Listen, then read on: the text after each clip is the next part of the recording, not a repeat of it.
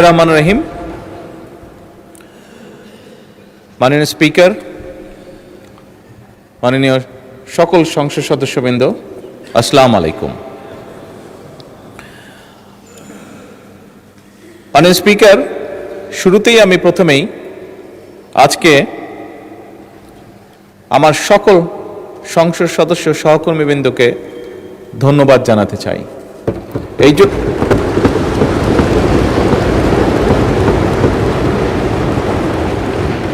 আমি এই জন্য ধন্যবাদ জানাতে চাই মাননীয় স্পিকার, যে আমরা 18ই ফেব্রুয়ারি থেকে যখন এই সংসদ শুরু করলাম, আমরা তারপর থেকে বিভিন্ন চড়াই উতরাই পেরিয়ে আমরা আজকে এখানে এসেছি। আমরা উভয় পক্ষ, এবং আমাদের মধ্যে বিভিন্ন বিষয়ে আলোচনা হয়েছে, আমাদের মধ্যে বিভিন্ন বিষয়ে ঐক্যমত হয়েছি, আমরা আমাদের মধ্যে বিভিন্ন বিষয়ে দ্বিমত হয়েছে। কিন্তু তারপরেও আমি মনে করি, দৃঢ়ভাবে আমি আজকে এখানে দাঁড়িয়ে বিশ্বাস করি যে আমরা মনে হয় দেশের মানুষের সামনে একটি আশা তুলে ধরতে পেরেছি।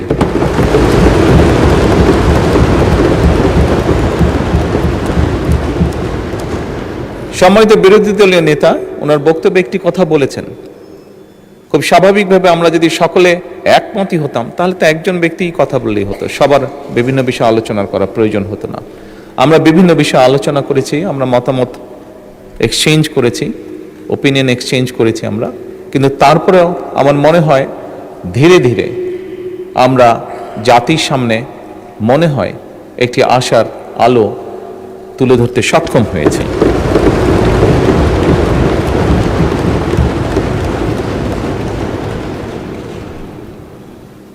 মাননীয় স্পিকার, আমরা যে কাজটি করতে সক্ষম হয়েছি এটা যে শুধুমাত্র আমাদের নিজেদের জন্যই করতে সক্ষম হয়েছি তার জন্য নয়, তা নয়।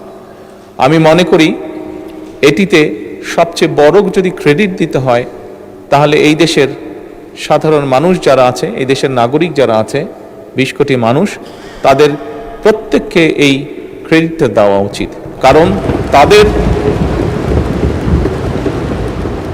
তাদের সহযোগিতার কারণেই আজকে আমরা উভয় পক্ষ এখানে বসে সুন্দরভাবে আলোচনা করে দেশকে একটি সামনের দিকে নিয়ে যাবার পথ হয়তো তৈরি করতে পারছি।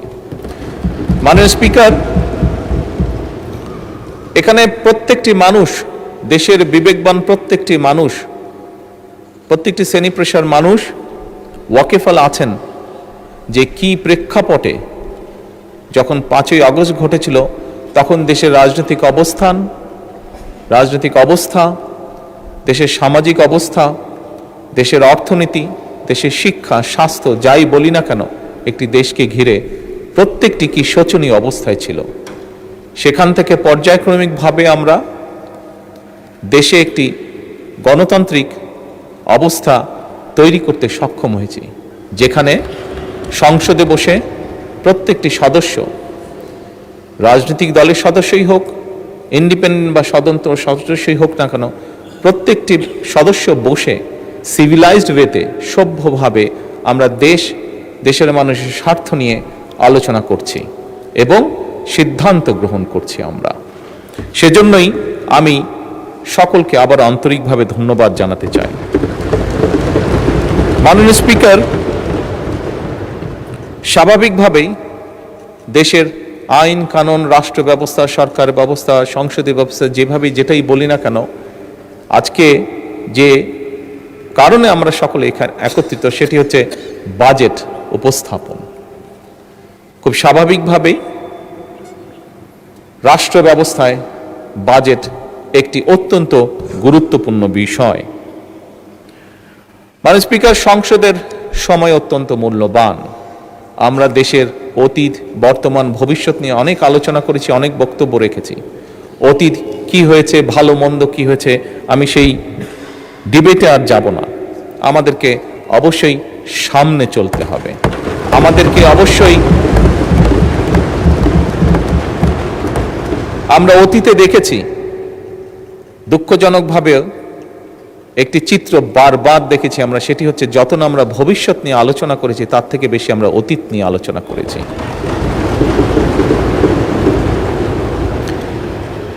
মাননীয় স্পিকার, আমি মনে করি আজকে দেশের প্রত্যেকটি মানুষ চায় যে আমরা ভবিষ্যৎ নিয়ে কথা বলবো। সেজন্যই মাননীয় স্পিকার, এই যে বাজেট সেশন, এই বাজেট সেশনকে বিশেষ করে যেহেতু আমি সরকারি দলের সদস্য, সেই জন্য আজকে আমরা যে বাজেট উপস্থাপন করছি, এই বাজেটকে আমি একটি নামকরণ দিতে চাই, সেটি হচ্ছে জীবন বান্ধব বাজেট।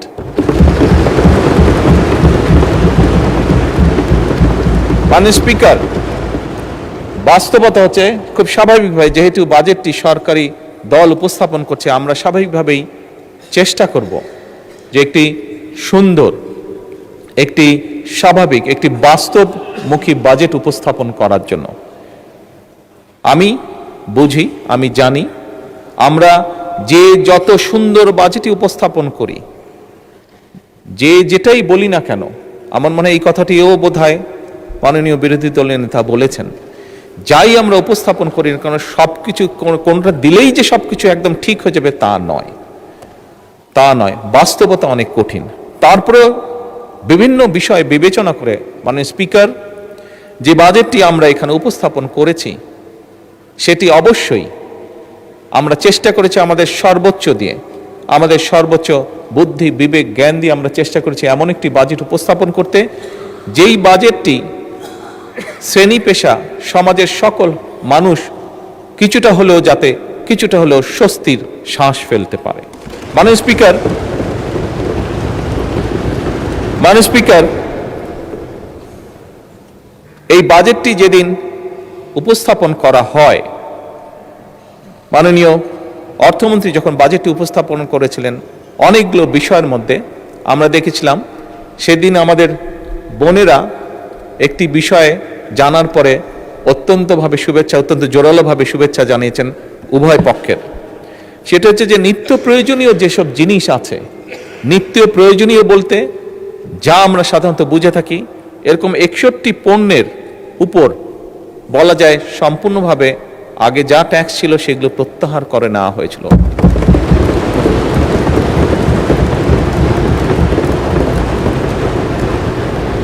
মাননীয় স্পিকার, এটি আমি গৌরব করে বলতে চাই না, তবে বাস্তবতার ভিত্তিতে বলতে চাই, এবং তার জন্য সর্বোপরি আমি প্রথমেই আল্লাহ রব্বুল আলমিনের দরবারে শুকরিয়া আদায় করতে চাই যে এই শুল্ক প্রত্যাহার করার ফলে আমরা অতীতে খেয়াল করেছি যে বাজেট উপস্থাপনের আগে এবং বাজেট উপস্থাপনের পরে, আগে পরে দুদিক দিয়েই অনেক নিত্য প্রয়োজনীয় জিনিসের দাম হঠাৎ করে কোনো কারণ ছাড়া বেড়ে যেত। তবে আলহামদুলিল্লাহ, আল্লাহর রহমতে এবছর আমরা সেরকম কোনো দৃশ্য দেখিনি।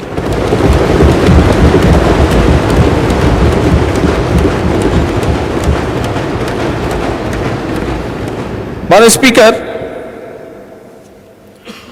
একটি রাজনৈতিক দল হিসেবে, একটি রাজনৈতিক সরকার হিসাবে আমরা মনে করি আমাদের জনগণের প্রতি যে দায়িত্ব, তার একটু হলেও আমরা হয়তো পূরণ করতে সক্ষম হয়েছি, কিছুটা হলেও আমরা জনগণকে রিলিফ দিতে পেরেছি।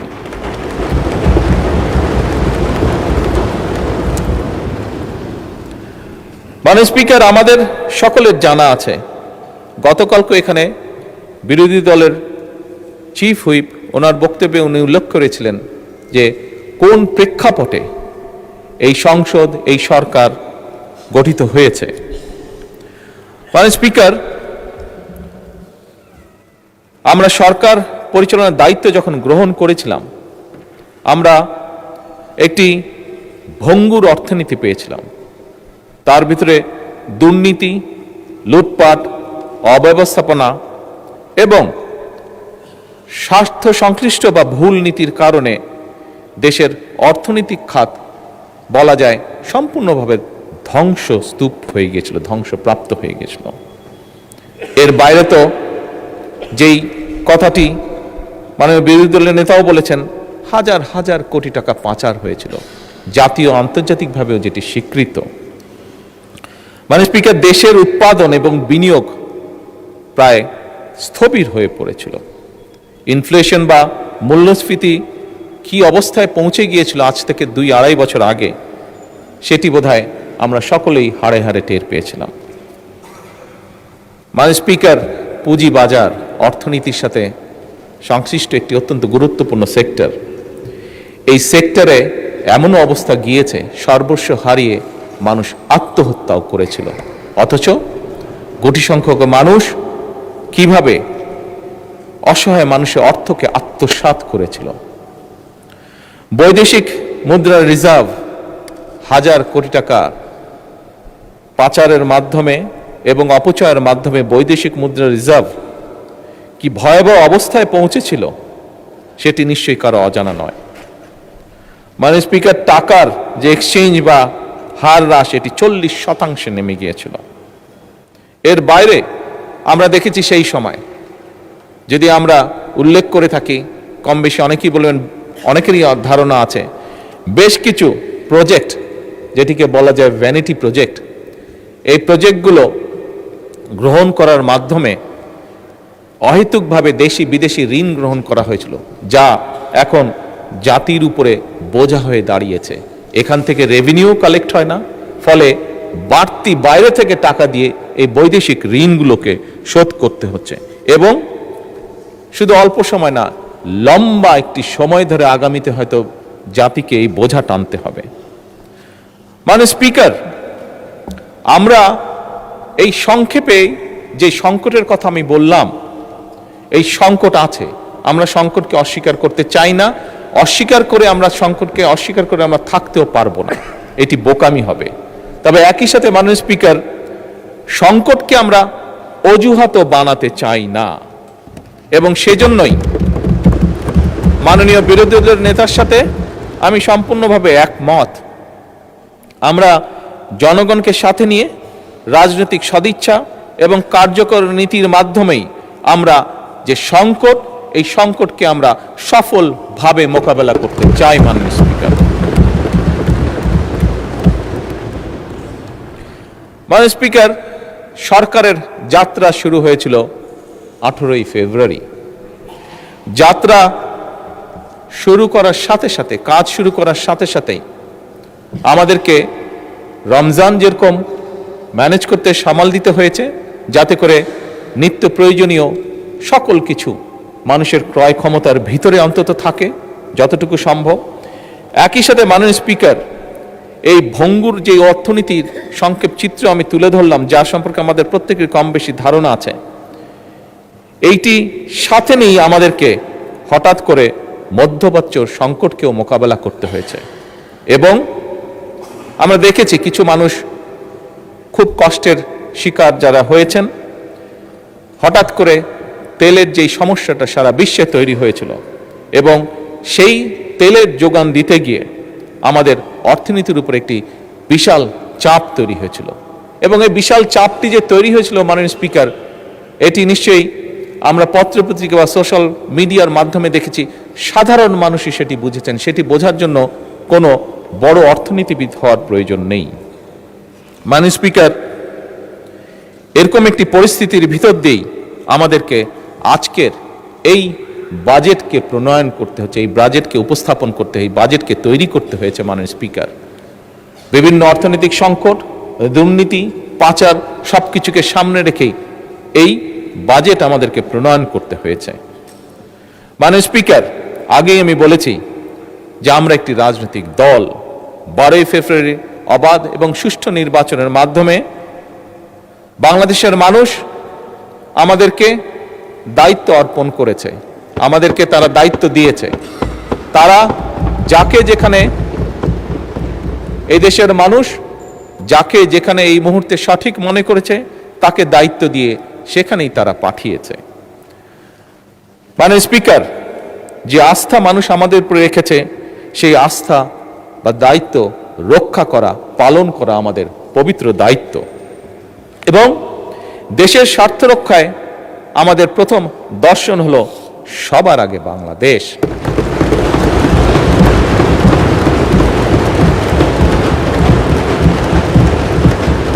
মাননীয় স্পিকার, দেশের স্বার্থ রক্ষায় যেমন আমাদের দর্শন সবার আগে বাংলাদেশ, দেশের জনগণের স্বার্থ রক্ষায় আমাদের দর্শন হলো সবার জন্য বাংলাদেশ। এবং এই দর্শনের ভিত্তিতেই মাননীয় স্পিকার আমরা একটি গণতান্ত্রিক, মানবিক এবং কল্যাণমূলক রাষ্ট্র গঠনের লক্ষ্য নিয়ে 2026 এবং 27-এর অর্থ বছরের বাজেট প্রণয়ন করছি। মাননীয় স্পিকার, স্বাভাবিক জনসংখ্যা বাড়ছে, অর্থনীতি বাড়ছে, মানুষের সকল অবস্থার সিচুয়েশনের পরিবর্তন ঘটছে এবং স্বাভাবিকভাবেই প্রয়োজনীয়তা অনুযায়ী, বাস্তব প্রয়োজনীয়তা অনুযায়ী বাজেট বড়ই দিতে হয়েছে। বাজেট বড়ই হয়, পৃথিবীর সব দেশেই তাই হয়ে থাকে, বাংলাদেশের ব্যতিক্রম নয়। মাননীয় স্পিকার, আমরা যে বাজেট সেশনে আলোচনা করছি এই আলোচনায় অনেক সদস্য হতেই পারে, হওয়াটাই স্বাভাবিক, যেটা আমরা বলেছি, আমি একমত বিরোধী দলের নেতার সাথে, বিভিন্ন জনের বিভিন্ন মতামত থাকতেই পারে। অনেকে এই বাজেটের আকার নিয়ে বলেছেন আকার হয়তো বড় হয়েছে, প্রশ্ন তুলেছেন বা তাদের কনসার্ন এক্সপ্রেস করেছেন। মাননীয় স্পিকার, মানুষের স্বপ্ন বা অধিকারের পরিধি কিন্তু এই সংখ্যার চেয়ে অনেক অনেক বড়। এবারে বাজেটে মাননীয় স্পিকার শুধু বার্ষিক, এবার যে বাজেট, এই বাজেটটি শুধু বার্ষিক আয় ব্যয়ের হিসাব নয় মাননীয় স্পিকার, বরং বাজেট বাংলাদেশের অর্থনীতিকে একটা নতুন ভিত্তির উপরে আমরা দাঁড় করাতে চাই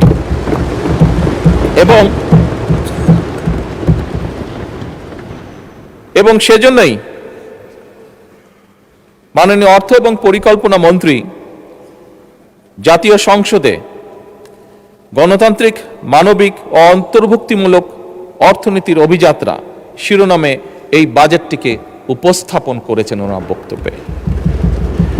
মাননীয় স্পিকার, এইবার যে আমরা যে বাজেটটি উপস্থাপন করছি, এই বাজেটের অন্য একটি গুরুত্বপূর্ণ লক্ষ্য হচ্ছে অর্থনীতিকে কিছু মুষ্টিমেয় সুবিধাভোগীদের কবল থেকে বের করে নিয়ে এসে সাধারণ নাগরিকের, সকল নাগরিকের এতে অংশগ্রহণ করা এবং এর মাধ্যমে একটি ন্যায়ভিত্তিক, মানবিক, মর্যাদাপূর্ণ এবং অন্তর্ভুক্তিমূলক অর্থনৈতিক ব্যবস্থা গড়ে তোলা। মাননীয় স্পিকার, এবারের বাজেটের অন্যতম তিনটি সবচেয়ে গুরুত্বপূর্ণ যে বিষয়, যেটির উপরে আমাদের সরকার জোর দিতে চাইছে, সেটি হচ্ছে প্রথমত দরিদ্র, নিম্ন আয় এবং ঝুঁকিগ্রস্ত মানুষের সামাজিক সুরক্ষা নিশ্চিত করে জীবনযাত্রার যে বোঝা, সেটিকে যতটুকু সম্ভব লাঘব করা।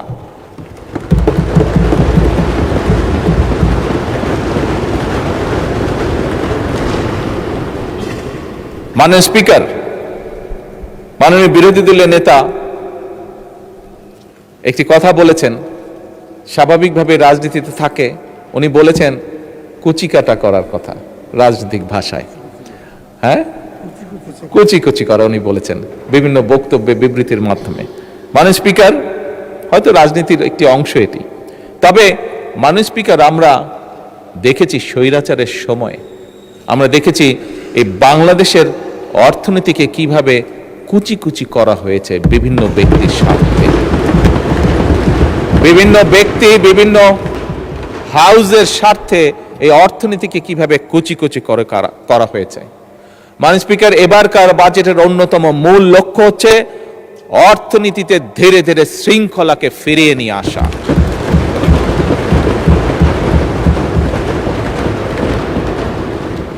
মাননীয় স্পিকার, অন্যতম তৃতীয় যে মূল লক্ষ্য এই বাজেটের, সেই লক্ষ্যটি হচ্ছে যা, মাননীয় স্পিকার, আপনি জানেন গত সপ্তাহে আমি দুটি দেশ সফর করে এসেছি, একটি মালয়েশিয়া এবং একটি চীন। একটি আন্তর্জাতিক গণমাধ্যম তাদের পর্যালোচনায় বলেছে যে এবারকার সফরটির লক্ষ্য, উদ্দেশ্য, কথাবার্তা শুনে মনে হচ্ছে যে বাংলাদেশ সরকার এই দেশের অর্থনীতির উপরে জোর দিয়েছে এবং বিনিয়োগের উপরে তারা জোর দিয়েছে। এটি হচ্ছে তাদের একটি আন্তর্জাতিক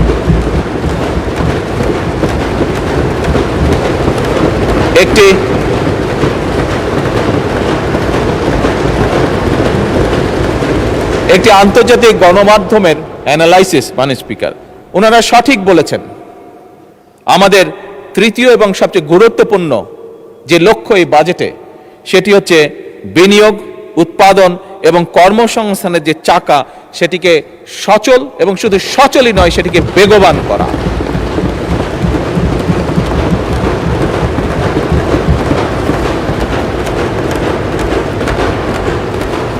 মাননীয় স্পিকার, 2026-27 অর্থ বছরের যে বাজেটের আকার ধরা হয়েছে সেটি হচ্ছে 9,38,000 কোটি টাকা, যার বিপরীতে আয় ধরা হয়েছে, রাজস্ব আয় ধরা হয়েছে 6,95,000 কোটি টাকা। মাননীয় স্পিকার, দেশের বর্তমান বাস্তবতা হলো আমাদের সম্পদের সীমাবদ্ধতা রয়েছে, আমরা যত বড় বড় যাই কথা বলি না কেন। সুতরাং আমরা যদি অর্থনৈতিক যে চাকা সেটিকে যদি বেগবান রাখতে হয়, তাহলে অবশ্যই মাননীয় স্পিকার আমাদের বিনিয়োগ এবং বিনিয়োগ প্রয়োজন।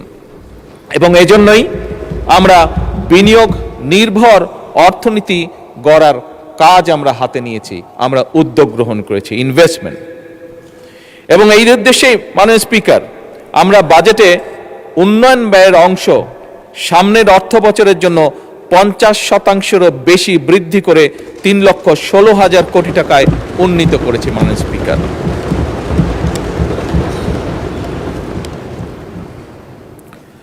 আবারও আমি মাননীয় বিরোধী দলের একটি কথাকে কোট করে বলতে চাই যে আমাদের লক্ষ্যই হচ্ছে জনগণের অর্থ জনগণের কল্যাণে উৎপাদনশীল খাতে ব্যয় হবে, এটিই আমাদের নীতি, এটি আমাদের লক্ষ্য। মাননীয় স্পিকার, সরকারি বিনিয়োগের ক্ষেত্রে কোন প্রকল্পে কত টাকা ব্যয় হলো সেটি আমরা সেভাবে বিবেচনায় নিতে চাই না, বরং আমাদের বিবেচনাটি হচ্ছে একটি প্রকল্পে যদি বিনিয়োগ হয়, সেই বিনিয়োগ এবং উৎপাদন কি ভূমিকা রাখবে মানুষের জীবনে, জনগণের কতটা উপকারে আসবে, কি পরিমাণ কর্মসংস্থান সেটি তৈরি করবে এবং তা পরিবেশের উপরে কি প্রভাব ফেলবে, এই বিষয়গুলোই হচ্ছে আমাদের বিবেচনা প্রকল্পের। আমাদের অর্থনৈতিক কৌশল 3টি ধাপে আমরা বাস্তবায়ন করতে চাই মাননীয় স্পিকার। প্রথমটি হচ্ছে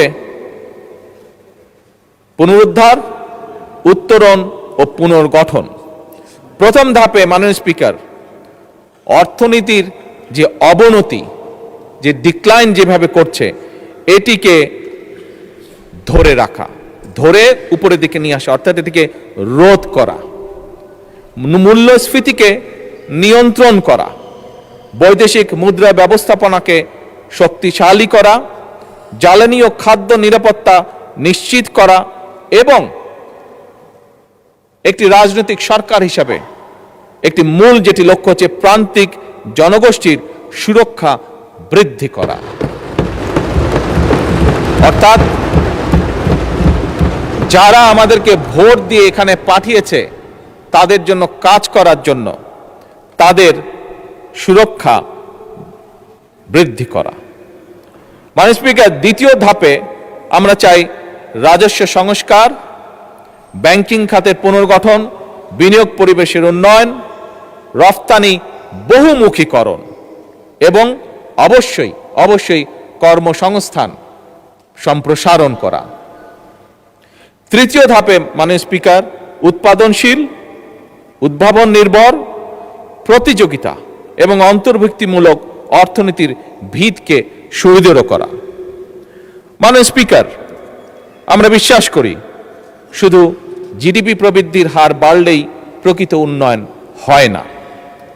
উন্নয়ন তখনই হয়, একজন মানুষ হিসেবে, একজন রাজনীতিবিদ হিসেবে আমি উন্নয়নকে তখনই বুঝি যখন সাধারণ মানুষের ঘরে স্বস্তি আসে, যখন জনগোষ্ঠীর, বিশেষ করে দরিদ্র জনগোষ্ঠীর সামাজিক সুরক্ষা নিশ্চিত হয়, যখন তরুণরা তাদের যোগ্যতা অনুযায়ী কর্মে নিযুক্ত হয়, যখন কৃষক ভাইটি তার পরিশ্রমের ন্যায্য মূল্য পায়, অর্থাৎ তার যে প্রোডাক্ট সেটির ন্যায্য মূল্য পায়, যখন উদ্যোক্তারা, যেটি মাননীয় বিরোধী দলের নেতাও তার বক্তব্যে কিছুটা উল্লেখ করেছেন, যখন কোনো ইনভেস্টর বা উদ্যোক্তা কোনো রকম হয়রানি ছাড়া ব্যবসা শুরু করতে পারেন, ব্যবসা করতে পারেন এবং পরিচালনা করতে পারেন, এবং আমানতকারী তার অর্থ ফেরত পাওয়ার নিশ্চয়তা পান, এবং রাষ্ট্রীয় প্রতিষ্ঠানগুলো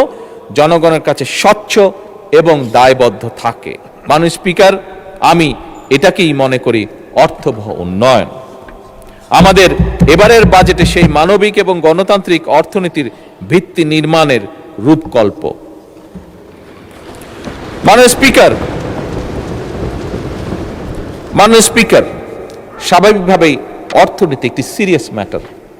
আমরা সেই জন্য পরিকল্পনা গ্রহণ করে পরিকল্পনার মাধ্যমে আমরা এগোতে চাই, এবং সেজন্যই আমরা এমন একটা অর্থনৈতিক ব্যবস্থা বা অর্থনীতি গড়ে তুলতে চাই যেখানে মাননীয় স্পিকার ঋণ নয়, উৎপাদন হবে বিনিয়োগ নির্ভর, কাগজে প্রবৃদ্ধি নয়, বরং কর্মসংস্থান এবং জনগণের জীবনযাত্রার মান হবে উন্নয়নের বড় সূচক। মাননীয় স্পিকার, বাংলাদেশ, যে বাংলাদেশকে নিয়ে আমরা অনেক কিছু ভাবি, অনেক চিন্তা করি, এমন একটি বাংলাদেশকে আমরা গড়তে চাই, এমন একটি বাংলাদেশকে আমরা গড়ে তুলতে চাই যেখানে আমাদের তরুণরা তারা চাকরির জন্য বছরের পর বছর অপেক্ষা করবে না, বরং তার মেধা, দক্ষতা এবং উদ্যোক্তা দিয়ে তার যে উদ্যমী যেই শক্তিটি আছে সেটি দিয়ে নিজেই নিজের কর্মসংস্থান সৃষ্টি করতে পারবে। এবং মাননীয় স্পিকার, সে কারণেই আপনি খেয়াল করে দেখবেন এবারের বাজেটে আমরা যেটি চেষ্টা করেছি, মাননীয় স্পিকার, 100% সফল এখনো হয়তো আমরা হতে পারিনি, কিন্তু আমরা যে উদ্যোগটা গ্রহণ করেছি, যে চেষ্টা করেছি, সেটি হচ্ছে দেশীয় শিল্পকে বিকাশের জন্য আমরা সব রকম প্রাধান্য দেওয়ার চেষ্টা করেছি, এবং একই সাথে মাননীয় স্পিকার নতুন কর্মসংস্থান যেখানে যে সেক্টরে সৃষ্টি হতে পারে সেটির পথ আমরা সুগম করার চেষ্টা করেছি। মাননীয় স্পিকার, আমাদের লক্ষ্য, আগেও বলেছি মাননীয় স্পিকার, আমাদের লক্ষ্য হচ্ছে একটা বাংলাদেশ তৈরি করা যেটা হবে উৎপাদনমুখী দেশ, রফতানিমুখী এবং উদ্ভাবন নির্ভর অর্থনীতি তৈরি করা আমাদের।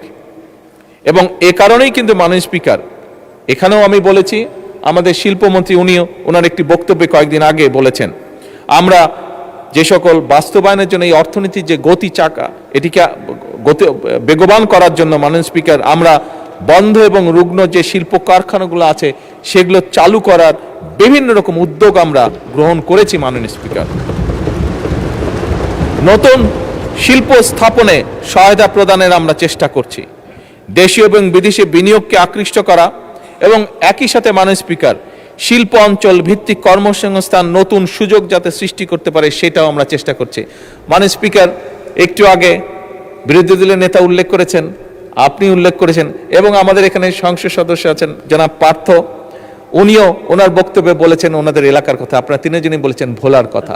মাননীয় স্পিকার, যেহেতু এই বিষয়টি এসছে, আমি ওদিন বলেছিলাম যে একটি পরিকল্পনা আমাদের আছে, যেহেতু ওখানে গ্যাস পাওয়া গিয়েছে, এনার্জি পাওয়া গেছে, আমরা ওখানে শিল্প পার্ক তৈরি করতে পারি কিনা সেই ব্যবস্থা পরিকল্পনা অলরেডি আমরা গ্রহণ করছি।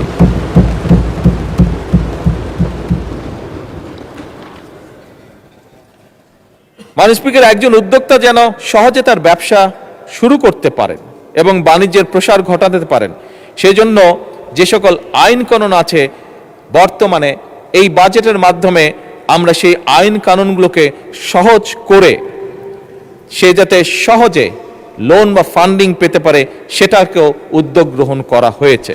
এবং একই সাথে মাননীয় স্পিকার, উৎপাদিত যে পণ্য সেটার বাজার বৃদ্ধিতে সহায়তা করার যে সকল বাস্তব পদক্ষেপ গ্রহণ করা যায় আমরা সেই পদক্ষেপগুলো গ্রহণ করছি পর্যায়ক্রমিকভাবে। মাননীয় স্পিকার, এগুলো তো গেল প্রচলিত শিল্পের কথা। কতগুলো শিল্প আছে যেগুলো নিয়ে সাধারণত আমরা কথা বলি না, হয়তো সেমিনার সিম্পোজিয়ামে আমরা সেগুলো নিয়ে আলাপ করি, কিন্তু এই শিল্পগুলোর গুরুত্ব কিন্তু অপরিসীম। আমরা সেভাবে দেখি না বা চিন্তা করি না বলে আমরা সেটা হয়তো অনেক সময় বুঝে উঠতে পারি না। এই শিল্পগুলোর সাথে বিরাট একটি অংশ জড়িত আছে, যার মধ্যে বিরাট একটি অংশ হচ্ছেন আমাদের মা বোনেরা। একই সাথে অনেক তরুণ তরুণীও এই শিল্পগুলির সাথে জড়িত মাননীয় স্পিকার, এবং এই খাতটির যে নামে পরিচিত সেটিকে বলে ক্রিয়েটিভ ইকোনমি। মাননীয় স্পিকার, কেউ কেউ হয়তো জিজ্ঞেস করতে পারেন এই ক্রিয়েটিভ ইকোনমির মধ্যে কারা কারা পড়তে পারে। এর মধ্যে মাননীয় স্পিকার চলচ্চিত্র পড়ে, থিয়েটার পড়ে, সঙ্গীত পড়ে, ডিজিটাল কন্টেন্ট পড়ে, ওটিটি পড়ে, গেমিং পড়ে, ডিজাইন পড়ে, ফ্যাশন পড়ে, সফটওয়্যার পড়ে, পর্যটন, এমনকি খেলাধুলা, এই সকল সেক্টরগুলি এর মধ্যে মোটামুটিভাবে ইনক্লুডেড। মাননীয় স্পিকার, এই সেক্টরগুলোর মধ্যে লক্ষ কোটি মানুষ জড়িত।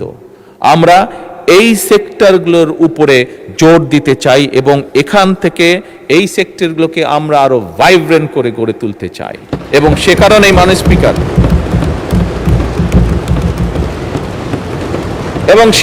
মাননীয় স্পিকার এই খাতগুলোকে আমরা অর্থনীতির মূল ও স্রোতধারায় নিয়ে আসার উদ্যোগ গ্রহণ করেছি, সিদ্ধান্ত গ্রহণ করেছি মাননীয় স্পিকার। যা আমরা বিশ্বাস করি দেশের শুধু ভিতরের অর্থনীতি নয়, যা আমাদেরকে বৈদেশিক মুদ্রা অর্জনে সহযোগিতা করবে, যা আমাদেরকে অনেক ডাইরেক্ট এবং ইনডাইরেক্ট কর্মসংস্থানের সুযোগ সৃষ্টি করবে। মাননীয় স্পিকার, সরকার একদিকে পেশাদার খেলোয়াড় তৈরি করতে চায়। আমাদের গ্যালারিতে আজকে অনেক তরুণ তরুণীরা আছে, এদের মধ্যে অনেকেই আছে যারা বাই বন্ড, যারা বিভিন্ন, তাদেরকে যদি একটু সুযোগ দেওয়া হয় বাই বন্ড তারা ভালো খেলোয়াড় হতে পারবে। মাননীয় স্পিকার, আপনি নিজেও আপনার জীবনে একজন ভালো ফুটবল প্লেয়ার ছিলেন। মাননীয়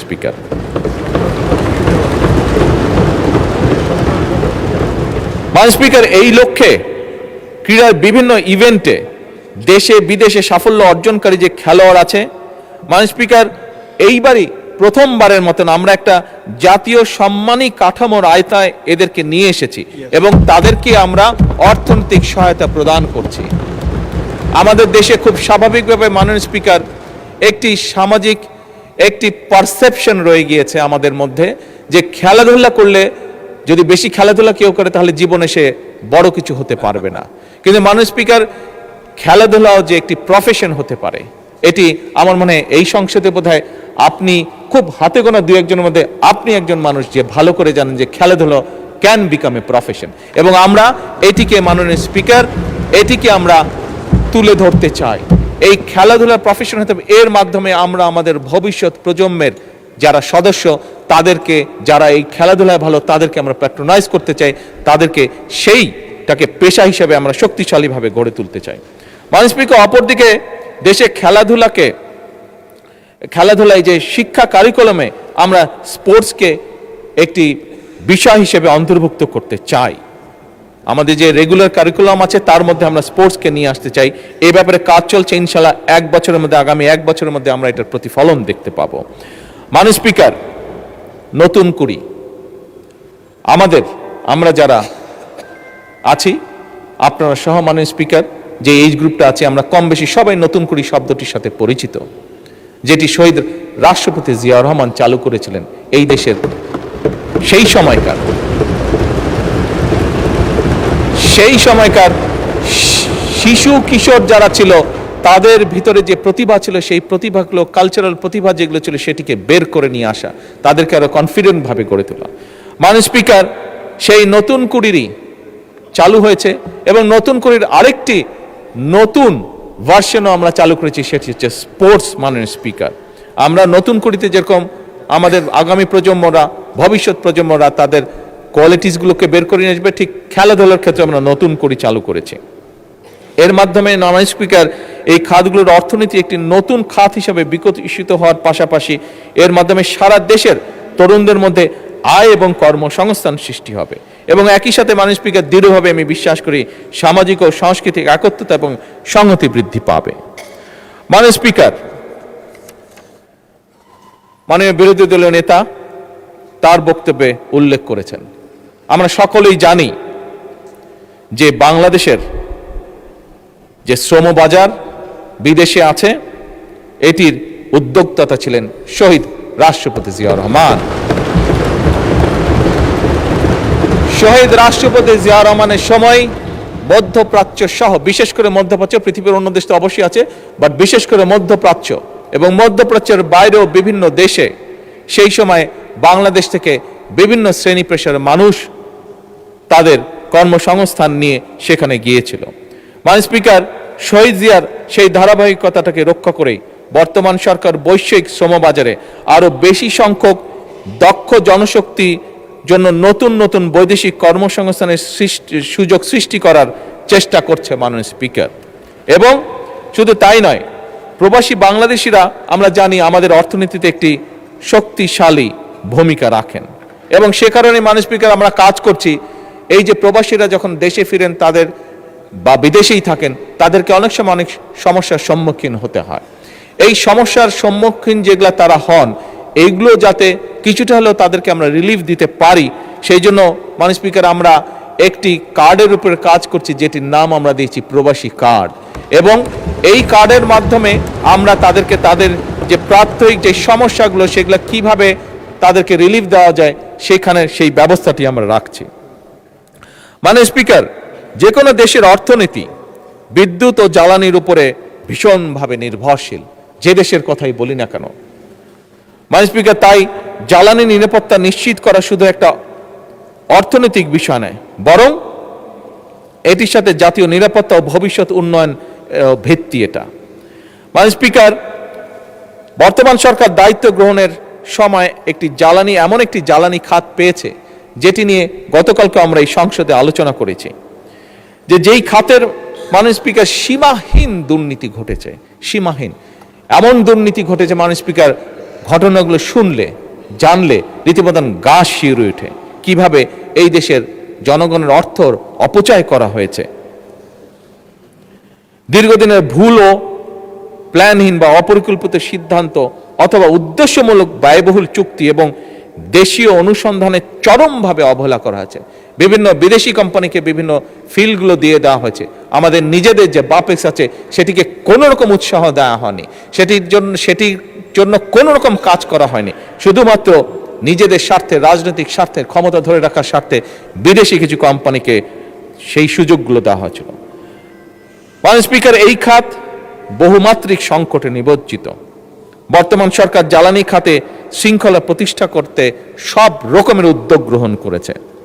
মধ্যপ্রাচ্য সংকট আমাদের সামনে মাননীয় স্পিকার আরেকবার প্রমাণ করেছে যে আমদানি নির্ভর জ্বালানি ব্যবস্থা আমাদের জন্য কতটা ঝুঁকিপূর্ণ বা যে কোনো দেশের জন্য কতটা ঝুঁকিপূর্ণ। এবং সেই কারণে সরকার জ্বালানির উৎস বহুমুখীকরণ, দেশীয় গ্যাস অনুসন্ধান, রিনিউয়েবল এনার্জির সম্প্রসারণ, জাতীয় গ্রিডকে মডার্নাইজ করা, জ্বালানি দক্ষতা বৃদ্ধির উপরে আমরা গুরুত্ব আরোপ দিয়েছি। কারণ আমরা যেই $1 ট্রিলিয়ন ইকোনমিকে এইম করছি সেটিকে যদি আমাদের বাস্তবায়ন করতে হয় মাননীয় স্পিকার, তাহলে অবশ্যই আমাদেরকে এনশিওর করতে হবে যাতে নির্বিঘ্ন জ্বালানি সাপ্লাই অব্যাহত থাকে।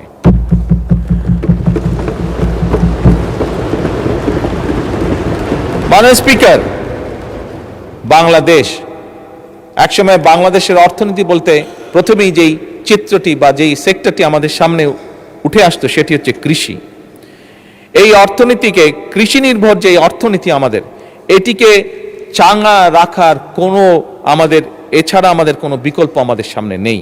এবং সেজন্যই মাননীয় স্পিকার, কৃষি এবং কৃষককে বাঁচানোর জন্য এই সরকার যতটুকু যা করা প্রয়োজন একটি সরকারের পক্ষে আমরা আমাদের অবস্থান থেকে চেষ্টা করছি প্রত্যেকটি ব্যবস্থা গ্রহণ করার জন্য।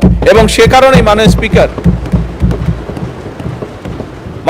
সে কারণেই নিশ্চয়ই এখানে আপনি সহ সকল সংসদ সদস্যের মনে আছে নির্বাচনের সময় আমরা এই দেশের কৃষক ভাইদের কাছে একটি ওয়াদা করেছিলাম যে আমরা যদি সরকার গঠনে সক্ষম হই তাহলে সেই সময় 10,000 টাকা পর্যন্ত কৃষি ঋণ যাদের ছিল সুদ সহ সেই ঋণ আমরা মওকুফ করব।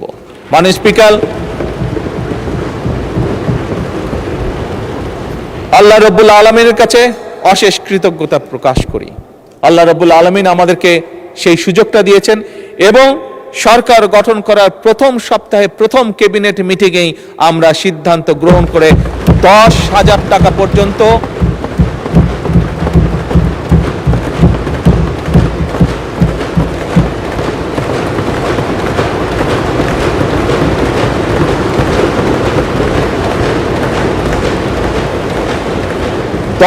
টাকা পর্যন্ত সুদ সহজে কৃষি ঋণ ছিল।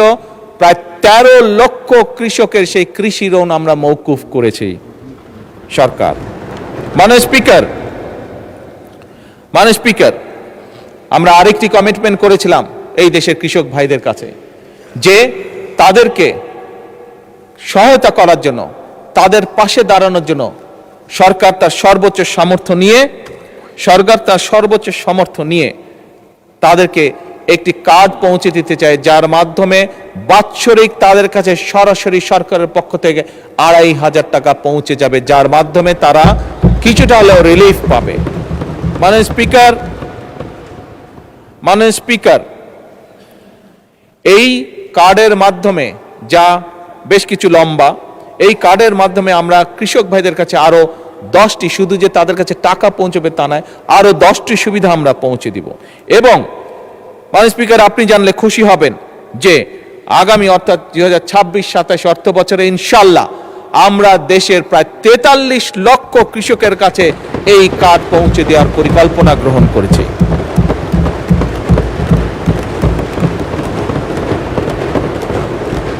মাননীয় স্পিকার, কৃষির ব্যাপারে সংক্ষেপে আপনার সামনে তুলে ধরলাম, এই সংসদের সামনে তুলে ধরলাম। কৃষির সাথে আরেকটি বিষয় ওতপ্রোতভাবে জড়িত। শুধু কৃষি বা কেন বলি, আমাদের সকালে ঘুম থেকে উঠে রাতে ঘুমানো যাওয়া পর্যন্ত যেই বিষয়টি একটি জড়িত, সেটি হচ্ছে দেশের পানি। মাননীয় স্পিকার, দেশে দীর্ঘদিন ধরে নদী খনন, পানি সংরক্ষণ, বন্যা নিয়ন্ত্রণ, নদী ভাঙন প্রতিরোধ, আন্তঃনদী ব্যবস্থায় সমন্বিত পরিকল্পনা একটি অভাব ছিল বা আছে, আমি বলবো এখনো বিদ্যমান আছে। মাননীয় স্পিকার, সুতরাং নদীর যে নাব্যতা, প্রায় আমরা দেখি নদীগুলোতে হয় বন্যা হচ্ছে অথবা নদীগুলোতে পানি শুকিয়েছে, সবকিছু মিলে নদীর যে নাব্যতা, এটি ফিরিয়ে এনে, এগুলোকে খনন করার মাধ্যমে এগুলোকে ফিরিয়ে এনে দেশে বন্যা খরা থেকে মুক্ত রেখে, একই সাথে মাননীয় স্পিকার, সারা বছর যাতে আমাদের কৃষক ভাইরা, মাননীয় স্পিকার, আমি এমন জায়গায়ও গিয়েছি যেখানে বর্ষাকালেও, যেখানে পানি থই থই করে বর্ষাকালে, সেখানেও আমরা দেখেছি অনেক খালে পানি থই থই করছে, কিন্তু খাল থেকে কিছু দূরে কৃষক পানির অভাবে তার জমিতে সেচ দিতে পারছে না।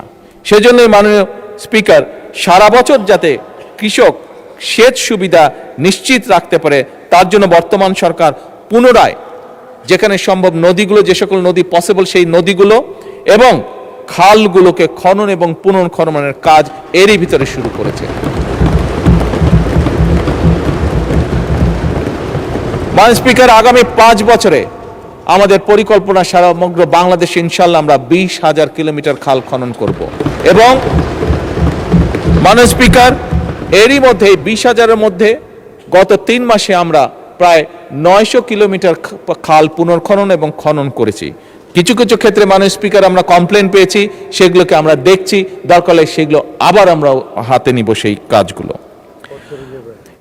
মাননীয় স্পিকার, আমাদের সংসদ সদস্যরা, বিশেষ করে দেশের উত্তরাঞ্চল থেকে যে সকল সংসদ সদস্য নির্বাচিত হয়েছেন, সেটি রাজশাহী হোক অথবা সেটি রংপুর বিভাগ হোক না কেন, প্রত্যেকেরই দুটি বড় কনসার্ন হচ্ছে পানি, পদ্মা, তিস্তা। মাননীয় স্পিকার, বিএনপি সরকার বরাবরই কৃষি বা কৃষি বান্ধব সরকার। বিএনপি সরকার যখনই সুযোগ পেয়েছে দেশ পরিচালনার, সকল সময় নিশ্চিত করার চেষ্টা করেছে যে আমরা দেশের মানুষের পানি যাতে নিশ্চিত রাখতে পারি, পানির প্রবাহ। এবং সে কারণে মাননীয় স্পিকার, বর্তমান সরকার পদ্মা ব্যারেজ নির্মাণের উদ্যোগ গ্রহণ করেছে, যা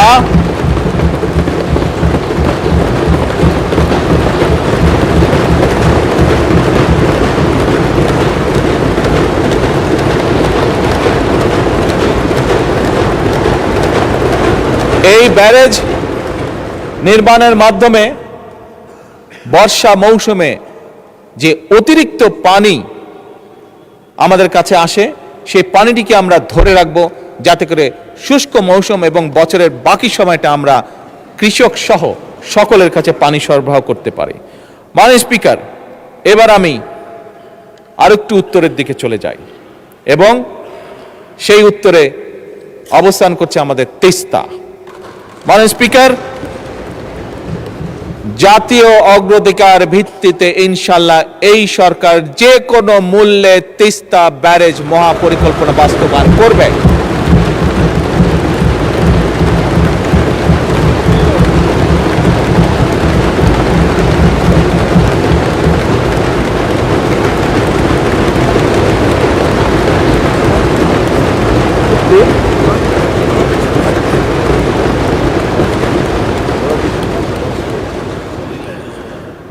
মাননীয় স্পিকার, একটি দেশের জন্য শিক্ষিত, দক্ষ এবং নৈতিক মূল্যবোধ সম্পন্ন মানুষ হচ্ছে সবচেয়ে বড় সম্পদ একটি দেশের জন্য। আমরা দেখেছি ফ্যাসিবাদের ১.৫ দশকে কিভাবে শিক্ষা ব্যবস্থাকে একদম পরিকল্পিতভাবে ধ্বংস করে দেওয়া হয়েছিল। মাননীয় স্পিকার, আমরা এডুকেশন ফার্স্ট, মাননীয় স্পিকার আপনি জানেন ভালো করে, কয়েকদিন আগে আমি যখন মালয়েশিয়া ট্যুরে গিয়েছিলাম, এয়ারপোর্ট থেকে যখন আমরা শহরে যাচ্ছি, আমাদেরকে যখন নিয়ে যাচ্ছে, তখন এয়ারপোর্ট থেকে বেরোতেই বিশাল বড় এক সাইনবোর্ড, সেই সাইনবোর্ডের মধ্যে লেখা ছিল এডুকেশন ফার্স্ট। মাননীয় স্পিকার, এই নীতিতে তারা বিশ্বাস করে, বোঝা গেল তাদের যে পরিবর্তন, সেই পরিবর্তন এ কারণেই, কারণ তারা বিশ্বাস করে এডুকেশন ফার্স্ট। মাননীয় স্পিকার, আমি এবং আমরা সমগ্র জাতি আমরা বিশ্বাস করতে চাই এডুকেশন ফার্স্ট নীতি বাস্তবায়নে।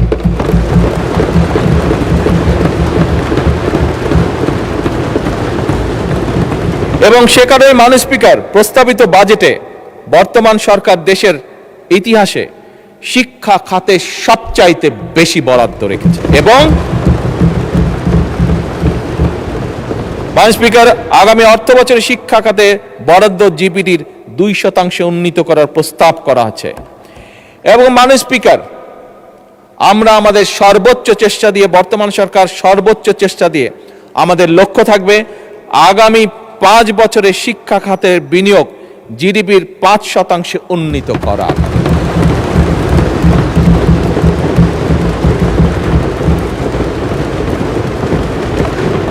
মাননীয় স্পিকার, আপনি আপনার পরিবার, আপনার সমাজ ব্যবস্থা, আমরা আমাদের পরিবার সমাজ ব্যবস্থায় প্রায় দেখি আমাদের আত্মীয় স্বজন পরিবারের অনেক ইয়াং সদস্য সার্টিফিকেট নিয়ে এসেছে, কিন্তু এই সার্টিফিকেট নিয়ে মাসের পর মাস, বছরের পর বছর সে কর্মসংস্থানের জন্য ঘুরে বেড়াচ্ছে, কিন্তু বেচারা একটি কর্মসংস্থানের ব্যবস্থা করতে পারছে না।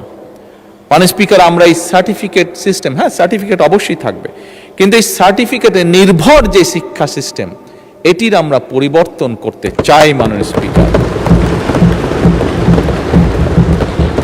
এবং এই পরিবর্তনের মাধ্যমে মাননীয় স্পিকার, আমরা কারিগরি শিক্ষার মাধ্যমে একটি কর্মমুখী শিক্ষা ব্যবস্থা গড়ে তুলতে চাই, যেখানে একজন তরুণ, একজন যুবক শুধু সার্টিফিকেটের উপরে নির্ভরশীল থাকবে না, বরং তার এমন কোয়ালিটি থাকবে যেটার মাধ্যমে সে নিজে কনফিডেন্ট থাকবে যে শুধু সার্টিফিকেট আছে এটাই তার ভরসা হবে না, তার নিজের যোগ্যতা, তার নিজের কোয়ালিফিকেশনের উপরে তার নির্ভরতা থাকবে, তার আত্মবিশ্বাস থাকবে এবং সে নিজের পায়ে জীবনে উঠে দাঁড়াতে পারবে। এবং সে কারণে মাননীয় স্পিকার, আমরা ক্লাস 6 থেকে পর্যায়ক্রমিকভাবে কারিগরি শিক্ষা, বাংলা এবং ইংরেজির পাশাপাশি তৃতীয় ভাষা শিক্ষা আমরা ইন্ট্রোডিউস করতে চাই। মাননীয় স্পিকার, আমার চায়না সফরে আমি সেই দেশের সরকারকে বলেছি যে আমরা চাই, কারণ স্বাভাবিকভাবে তাদের অর্থনীতির পরিধি বাড়ছে এবং তাদের প্রয়োজন হচ্ছে, এখন তাদের দেশে অনেকগুলো বিজনেস সাবজেক্ট আছে যেখানে তাদের মানুষরা আজ কাজ করে না, কারণ তাদের লাইফ স্ট্যান্ডার্ড বেড়ে গিয়েছে, তাদের বিদেশ থেকে আস্তে আস্তে এমন পরিস্থিতি আছে যে মধ্যপ্রাচ্যের মতন তারাও বিদেশ থেকে মানুষ নিতে চাইছে, যে সেই কাজগুলো তারা করবে। এবং মাননীয় স্পিকার, আমি যখন তাদেরকে এ কারণেই তাদেরকে যখন বলেছি যে আমরা চাই আমাদের ছেলে মেয়েদেরকে ম্যান্ডারিন ল্যাঙ্গুয়েজ শেখাতে, তারা অত্যন্ত খুশি হয়েছে এবং তারা বলেছে তারা তাদের ল্যাঙ্গুয়েজ তারা এখানে শেখাবে। মাননীয় স্পিকার, আমি যা দেখে এসেছি, আমার সফরে আমি যা দেখে এসেছি, যে আমরা যদি আমাদের সন্তানদেরকে তৃতীয় ভাষা হিসেবে কয়েকটি ভাষার মধ্যে যদি, যেহেতু আসলে আমি মাত্র চায়না থেকে এসেছি সেই জন্যই ম্যান্ডারিনের কথাটি বলেছি, এই ভাষা আমরা শিখাতে পারি, আমি ব্যক্তিগতভাবে দৃঢ়ভাবে বিশ্বাস করি আমাদের প্রজন্মের বহু মানুষকে আমরা সুন্দর একটি ভবিষ্যৎ তৈরি করে দিতে সক্ষম হব। মাননীয় স্পিকার, একই সাথে মাননীয় স্পিকার, শুধু ম্যান্ডারিন না, এর বাইরে জাপানিজ আছে, এর বাইরে আমরা ফ্রেঞ্চ আছে, জার্মান আছে, অ্যারাবিক আছে, এই ভাষাগুলো আমরা ইন্ট্রোডিউস করতে চাইছি মাননীয় স্পিকার, থার্ড ল্যাঙ্গুয়েজ হিসাবে। এর বাইরে মাননীয় স্পিকার, ক্রীড়া ও শিক্ষা সংস্কৃতির বিকাশ, আনন্দময় প্রযুক্তি নির্ভর শিক্ষা, one teacher one tab, multimedia classroom, বিনামূল্যে ওয়াইফাই, এই সকল কিছু, একই সাথে প্রাইমারি স্কুলে বাচ্চাদের জন্য স্কুল ড্রেস, এই সবগুলো বিষয় আমরা পর্যায়ক্রমিকভাবে আমাদের শিক্ষা ব্যবস্থাকে, আমাদের শিক্ষার্থীদেরকে, আমাদের ভবিষ্যৎ প্রজন্মদেরকে শক্তিশালীভাবে, দৃঢ়ভাবে, কনফিডেন্টভাবে গড়ে তোলার জন্য এই বাজেটে আমরা এই পদক্ষেপগুলো রেখেছি, যা আমরা পর্যায়ক্রমিকভাবে ধীরে ধীরে বাস্তবায়ন করব ইনশাআল্লাহ।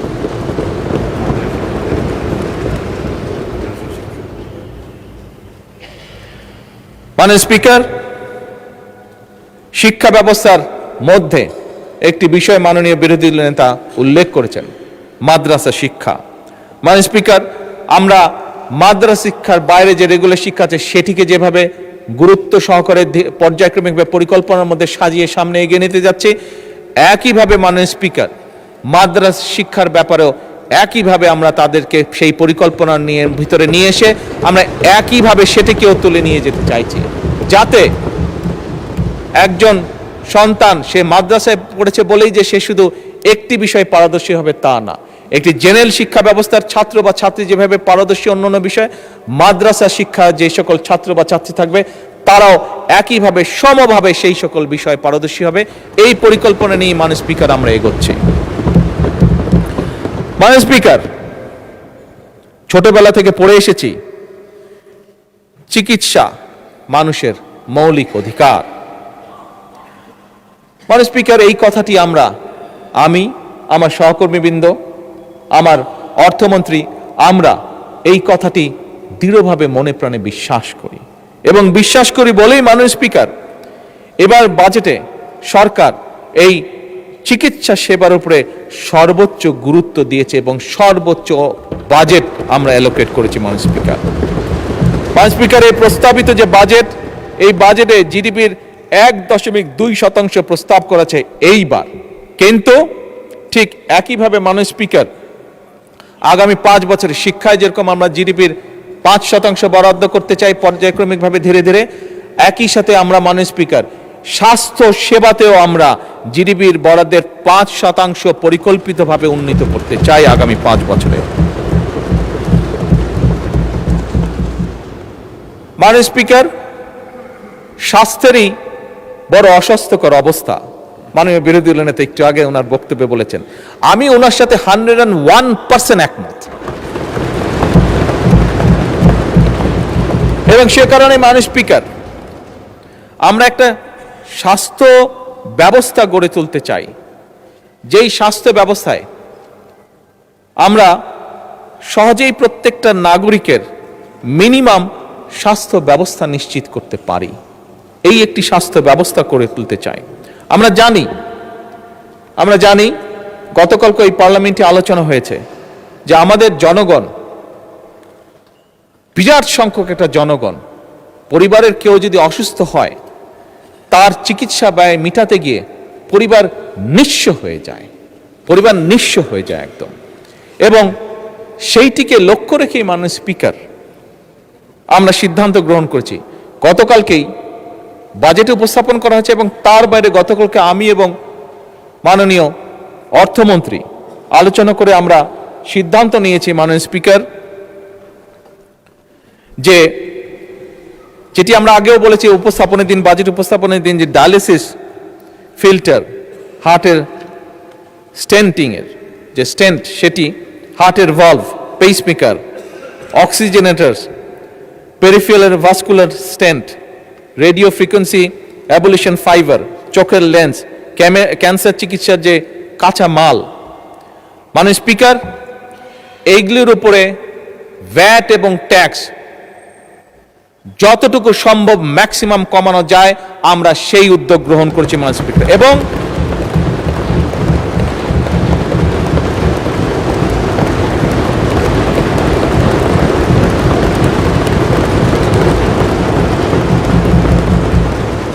এর ফলে আমরা মানে স্পিকার হিসাব করে দেখেছি, একজন লোকের, একজন মানুষের যদি এখন হার্টে স্টেন্ট করতে 1 লক্ষ টাকা লাগে, এই আগামী পরশুদিন থেকে মানে স্পিকার এই বাজেট পাস হওয়ার সাথে সাথে সেই খরচটি নেমে অলমোস্ট 50%, অর্থাৎ 50% চলে আসবে।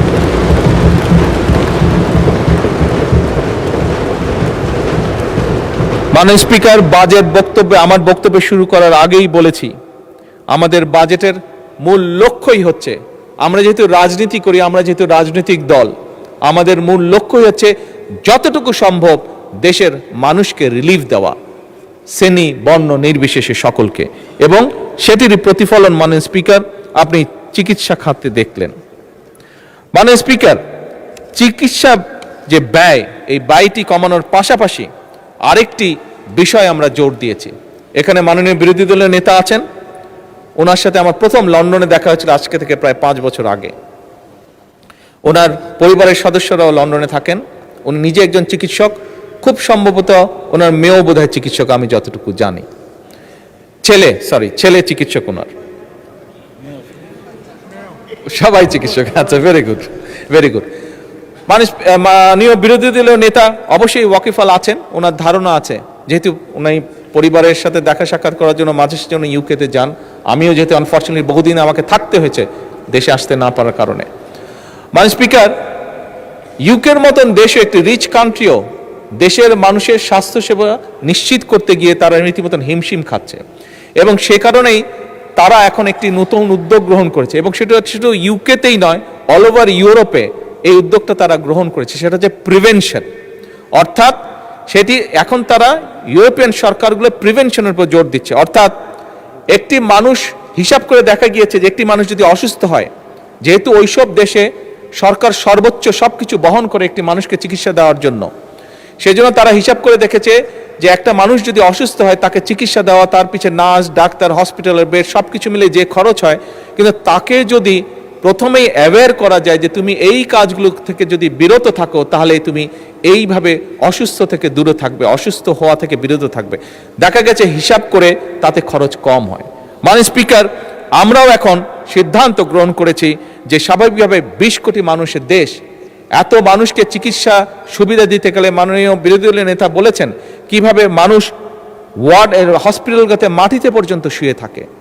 বিরোধী দলের নেতার জানার জন্য বলছি, আমার কাছে একটি স্ট্যাটিস্টিক্স আছে, এটি সবার জানার জন্য বলছি। হিসাব করে দেখা গিয়েছে মোটামুটিভাবে হাসপাতালগুলোতে, সারা বাংলাদেশের হাসপাতালগুলোতে মাটিতে শুয়ে থাকে প্রায় 40 লক্ষ মানুষ, 40 লক্ষ মানুষ যাদেরকে বেড দিতে পারে না। এখন এত বিশাল সংখ্যক জনসংখ্যার দেশ, স্বাভাবিকভাবে সরকারের, আমি বলেছি আমার বক্তব্যে, সরকারের সীমাবদ্ধতা আছে সম্পদের, রাষ্ট্রের সীমাবদ্ধতা আছে সম্পদের। সেজন্য আমরা উদ্যোগ গ্রহণ করেছি, আমরা মানুষকে বোঝাবো, মানুষকে অ্যাওয়্যার করবো যে কি থেকে কি অসুখ, কাজ থেকে বিরত থাকলে, খাবার দাবার লাইফস্টাইল ফলো করলে অসুখ থেকে, অসুস্থ থেকে বিরত থাকা যায়, বেঁচে থাকা যায়, নিজে সুস্থ থাকা যায়। এবং সেই জন্যই মাননীয় স্পিকার, আমরা prevention is better then cure এই পলিসি আমরা বাস্তবায়ন করতে চাইছি, এবং সে কারণেই আমরা সমগ্র বাংলাদেশে 1 লক্ষ হেলথ কেয়ারার বা হেলথ ওয়ার্কার নিয়োগ দেওয়ার পরিকল্পনা গ্রহণ করেছি,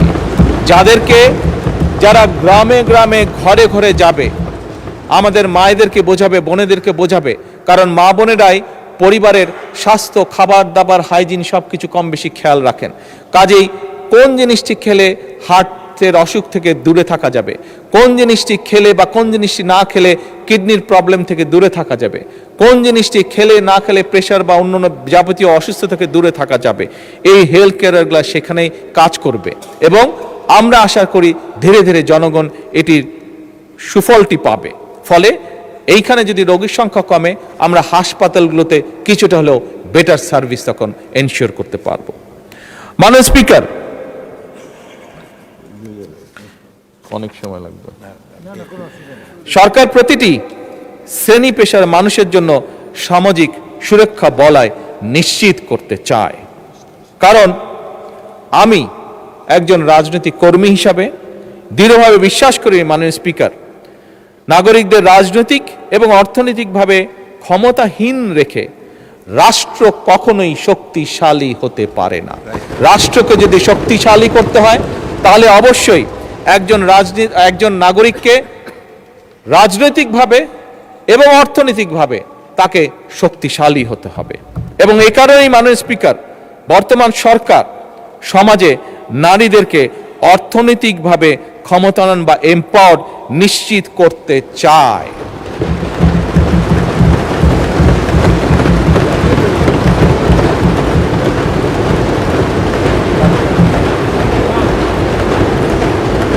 গতকাল আমাদের বিরোধী দলীয় একজন বন্ধু বলেছেন তার বক্তব্যে যে ফ্যামিলি কার্ড বাদ দেন, কর্মসংস্থানের ব্যবস্থা করান। আমি আমার সেই বিরোধী দলীয় সহকর্মীর উদ্দেশ্যে বলতে চাই, আপনি একটু অপেক্ষা করুন, একটু ধৈর্য দেখুন। এই ফ্যামিলি কার্ড বহু কর্মসংস্থানের তৈরি করবে ইনশাআল্লাহ। মাননীয় স্পিকার, নারীদেরকে অর্থনৈতিকভাবে এম্পাওয়ার্ড করার জন্য আমরা প্রত্যেকটি নারী প্রধান পরিবারের যে নারী প্রধান আছে তাদের হাতে আমরা ফ্যামিলি কার্ড পৌঁছে দিতে চাই। এবং এই ফ্যামিলি কার্ডের মাধ্যমে আমি এই সংসদে একদিন সংক্ষিপ্ত এক্সপ্লেনেশন দিয়েছিলাম যে কিভাবে ফ্যামিলি কার্ড একজন নারীকে অর্থনৈতিকভাবে স্বাবলম্বী করবে, কিভাবে একটি ফ্যামিলি কার্ড একটি নয়, শত নয়, হাজার নয়, লক্ষ নয়, কোটি ফ্যামিলি কার্ড কিভাবে দেশে কর্মসংস্থান তৈরি করবে, কোটি কোটি কিভাবে ফ্যামিলি কার্ড দেশের অর্থনীতিকে শক্তিশালী করবে, সেটি আমি তুলে ধরেছিলাম। মাননীয় স্পিকার, এই ফ্যামিলি কার্ডের মাধ্যমে আমরা নারী প্রধানদের হাতে ফ্যামিলির কাছে 25,000 টাকা করে প্রতি মাসে পৌঁছে দিব। 2,500 টাকা, আমরা 25,000 টাকা দিতে বলে খুব ভালো ছিল, সম্ভব হলে 2,500 টাকা আমরা এই সংসদে আল্লাহর কাছে চাইতে পারি যে আল্লাহ আমাদেরকে সেই তৌফিক দেন যাতে আমরা সেইটি করতে পারি। সেই রহমত আমরা আল্লাহর কাছে চাইতে পারি যে আল্লাহ আমাদেরকে তৌফিক দেন যাতে আমরা নারীদের হাতে 2,500 না 25,000, একটি শূন্য বেশি দিতে পারি। মাননীয় স্পিকার, আমরা আগামী অর্থ বছরে যেরকম কৃষক ভাইদের কাছে প্রায় 41 লক্ষ কৃষকের কাছে আমরা কৃষি কার্ড পৌঁছে দিতে চেষ্টা করছি, একইভাবে আগামী অর্থ বছরে 40 লক্ষেরও বেশি, প্রায় 43 লক্ষ মতন পরিবারের হাতে আমরা এই ফ্যামিলি কার্ড পৌঁছে দেওয়ার পরিকল্পনা গ্রহণ করেছি।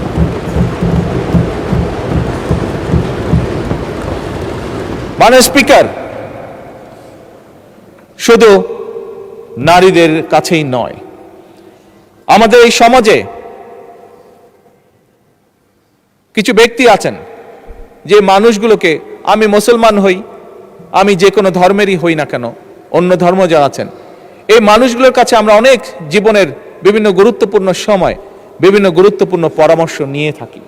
এই মানুষগুলো আমাদের জীবনের বাঁকে বাঁকে আমাদেরকে বিভিন্ন পরামর্শ দিয়ে থাকেন। তারা কারা? মুসলমান হিসেবে আমি তাদেরকে চিনি মুয়াজ্জিম নামে, তাদেরকে চিনি ইমাম নামে, তাদেরকে চিনি খতিব নামে, এই উপাধিতে তারা উপাধিত। মাননীয় স্পিকার, অন্য ধর্মেরও এই সকল ধর্মীয় ব্যক্তিত্ব আছেন। অধিকাংশ ক্ষেত্রে মাননীয় স্পিকার দেখেছি আমরা এই মানুষগুলোর মধ্যে বহু সংখ্যক মানুষ, বিরাট একটি অংশ অনেক মানবতর জীবনযাপন করেন। মাননীয় স্পিকার, আমরা নির্বাচনের আগে আমাদের দলের অবস্থান থেকে বলেছিলাম আমরা যেরকম নারীদের ফ্যামিলি কার্ড পৌঁছে দিতে চাই, আমরা যেরকম প্রবাসীদের কাছে প্রবাসী কার্ড পৌঁছে দিতে চাই, আমরা যেরকম কৃষক ভাইদের কাছে কৃষক কার্ড পৌঁছে দিতে চাই, আমরা এই যে মানুষগুলো যাদের কথা বললাম তাদের কাছেও আমরা একটি সরকার যতই সামান্য হোক, যত অল্পই হোক না কেন, তাদের কাছেও আমরা তাদের পাশে দাঁড়ানোর জন্য তাদের কাছে আমরা কিছু সম্মানই পৌঁছে দিতে চাই সরকারের পক্ষ থেকে। মাননীয় স্পিকার, এবং এই সম্মানটি আমরা প্রতি মাসে তাদের কাছে ইনশাল্লাহ পৌঁছে দিচ্ছি এবং পৌঁছে দিব মাননীয় স্পিকার, যার কাজ ইতিমধ্যে সরকার শুরু করেছে। মাননীয় স্পিকার, মাননীয় বিরোধী দলের নেতা ওনার বক্তব্যে একটি গুরুত্বপূর্ণ কিছু ব্যক্তির কথা বলেছেন, যেই ব্যক্তিগুলোর স্যাক্রিফাইসের কারণে আজ এই সংসদ, আমরা যারা এখানে বসে আছি, গত 17 বছরে বহু রাজনৈতিক দলের নেতাকর্মী, বহু অরাজনৈতিক ব্যক্তিবর্গ, মানুষ, তারা অকাতরে জীবন দিয়েছেন, পঙ্গুত্ব বরণ করেছেন, বিভিন্নভাবে নির্যাতিত হয়েছেন। এই 17 বছরে মাননীয় বিরোধী দলীয় নেতা বলেছেন তাদের জন্য একটা কিছু করার। আমি ওনার সাথে সম্পূর্ণ একমত। এই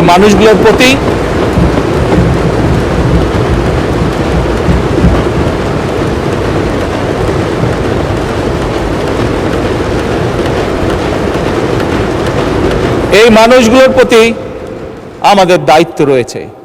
যতটুকু আমাদের সামর্থ্য, রাষ্ট্র বা সরকারের সামর্থ্য, সেই অবস্থান থেকে আমি আমার এবং বিরোধী দলীয় নেতার পক্ষ থেকে মাননীয় অর্থমন্ত্রীকে অনুরোধ জানাবো যে এই মানুষগুলোর জন্য ব্যবস্থা গ্রহণ করার জন্য। ধন্যবাদ।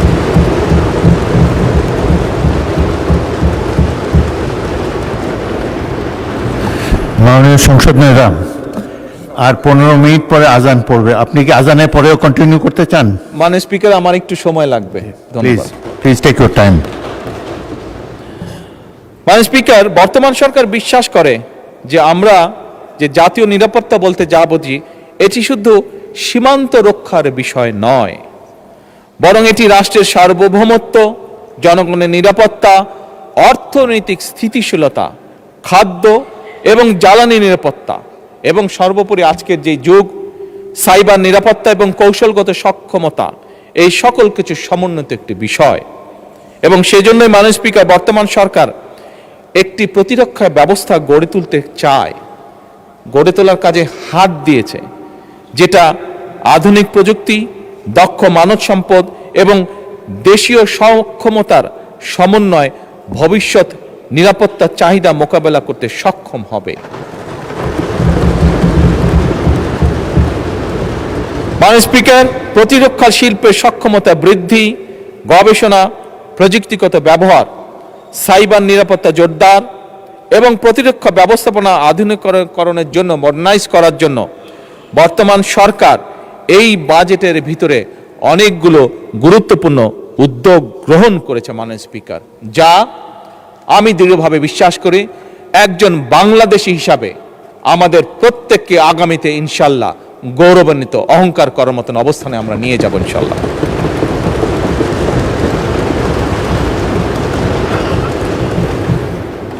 মাননীয় স্পিকার, রাষ্ট্রীয় অর্থনৈতিক ব্যবস্থাপনায় জনগণের আস্থা এবং বিশ্বাস থাকা একটি দেশের জন্য অত্যন্ত গুরুত্বপূর্ণ। আমি প্রথমে আমার বক্তব্যের শুরুতে বলেছিলাম কি একটি ভয়ঙ্কর ধ্বংসপ্রাপ্ত অর্থনীতি আমরা পেয়েছি, বা ইকোনমি আমরা আর্থিক অবস্থা আমরা ইনহেরিট করেছি। বর্তমান সরকার মাননীয় স্পিকার পুঁজিবাজারকে দীর্ঘমেয়াদী বিনিয়োগের একটা কার্যকর প্ল্যাটফর্ম হিসাবে গড়ে তুলতে চায়। আমরা দেখেছি বিনিয়োগ বাজারে বা পুঁজিবাজারে, আমরা দেখেছি পুঁজিবাজারে কিভাবে কি হয়েছিল স্বৈরাচারের সময়, কিভাবে অসহায় মানুষ সহ্য করতে না পেরে, কষ্ট সহ্য করতে না পেরে আত্মহত্যা করেছিল, যা বোধহয় পৃথিবীর অন্য কোনো দেশে কোনোদিন ঘটেনি।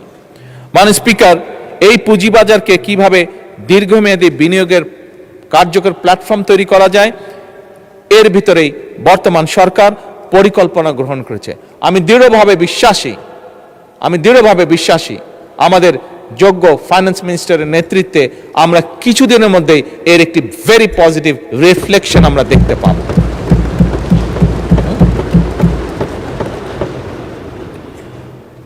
মাননীয় স্পিকার, ফ্যাসিবাদের দুঃশাসনের কারণে আর্থিক খাত, বিশেষ করে ব্যাংকিং সেক্টর নিয়ে জনমনে উদ্বেগ রয়েছে, উদ্বেগ সৃষ্টি হয়েছে। ব্যাংকিং, আমি আগেই বলেছি, আমাদের এই বাজেটের অন্যতম একটি ইম্পর্টেন্ট লক্ষ্য হলো অর্থনৈতিক খাতে শৃঙ্খলাকে যে কোনো মূল্যে ফিরিয়ে নিয়ে আসা, এবং ব্যাংকিং সেক্টরে শৃঙ্খলা ফিরিয়ে আনতে সরকার সব রকমের উদ্যোগ গ্রহণ করছে, প্রত্যেকটা ক্ষেত্রে উদ্যোগ গ্রহণ করছে। এখানে বিরোধী দলীয় নেতা আরেকটি ইম্পর্টেন্ট বিষয় উল্লেখ করেছেন যে ফ্যাসিবাদের আমলে দেশ থেকে যে দেশের মানুষের লক্ষ কোটি টাকা পাচার হয়ে গিয়েছিল, সেই পাচারকৃত টাকাও ফিরিয়ে আনার জন্য। মাননীয় স্পিকার, আপনি এবং আপনার মাধ্যমে সমগ্র সংসদ অত্যন্ত খুশি হবেন যে বিদেশে যে পাচারকৃত অর্থ, সেই অর্থ এবং সম্পদ ফিরিয়ে আনার জন্য বাংলাদেশ সরকার এরই মধ্যে 13টি দেশে 23টি মিউচুয়াল লিগ্যাল অ্যাসিস্ট্যান্স রিকোয়েস্ট পাঠিয়েছে মাননীয় স্পিকার। এবং শুধু তাই নয়, এই মিউচুয়াল লিগ্যাল অ্যাসিস্ট্যান্স ট্রিটি চূড়ান্ত হয়েছে অনেকগুলো। 15টির বেশি ক্ষতিগ্রস্ত ব্যাংক, আন্তর্জাতিক সম্পদ পুনরুদ্ধার প্রতিষ্ঠানের সঙ্গে, যারা এই কাজগুলো করে, প্রতিষ্ঠানের সঙ্গে 60টিরও বেশি নন ডিসক্লোজার এগ্রিমেন্ট স্বাক্ষর করে ফেলেছে সরকার ইতিমধ্যে। কাজেই মাননীয় বিরোধী দলীয় নেতা যেমন বলেছেন, এই কাজ করার জন্য ওনারা আমাদের সব রকম সহায়তা দিবেন, তার জন্য আমি ওনাকে অত্যন্ত আন্তরিক ধন্যবাদ জানাই। আমরা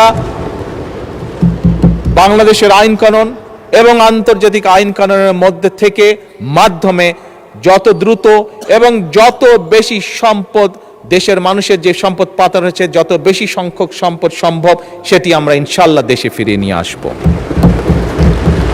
মাননীয় স্পিকার, এই বাংলাদেশের জনগণ আমাদেরকে ভোট দিয়ে এই সংসদে পাঠিয়েছে।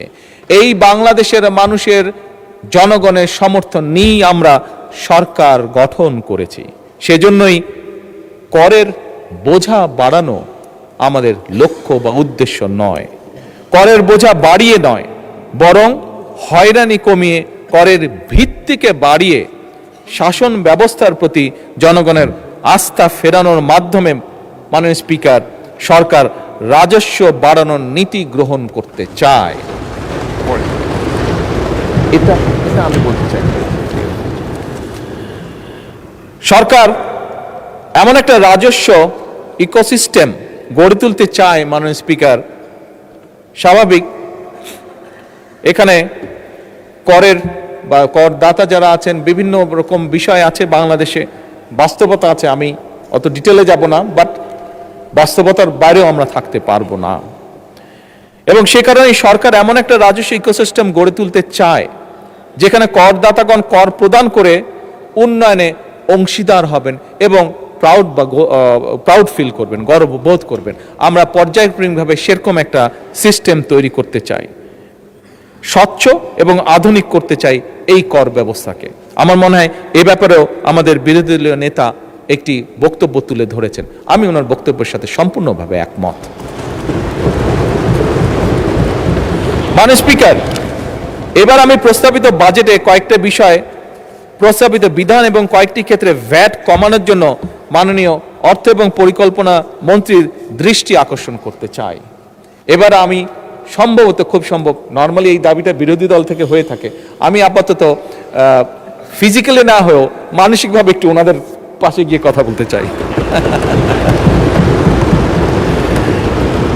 মাননীয় স্পিকার, এবারের বাজেটে ব্যক্তি করদাতাগণের আয়কর অব্যাহতির সীমা 2026-27 এবং 27-28 কর বছরের জন্য 3,75,000 টাকা, 2028-29 এবং 29-30 কর বছরের জন্য 4 লাখ টাকা এবং 30-31 কর বছরের জন্য 4,50,000 টাকা প্রস্তাব করা হয়েছে। ব্যক্তি করদাতাগণের করভার কিছুটা লাঘব করে তাদেরকে কিছুটা স্বস্তি দিতে চাই আমরা। এবং সে কারণেই মাননীয় স্পিকার, 2026-27 এবং 27-28 কর বছরের জন্য 4 লাখ টাকা, যেটা 3,75,000 প্রস্তাব করেছে, 4 লাখ টাকা, 2028-29 এবং 29-30 কর বছরের জন্য 4,50,000 টাকা এবং 2030-31 কর বছরের জন্য 5 লাখ টাকা করার জন্য মাননীয় অর্থ পরিকল্পনা মন্ত্রীর প্রতি আমি অনুরোধ রাখছি।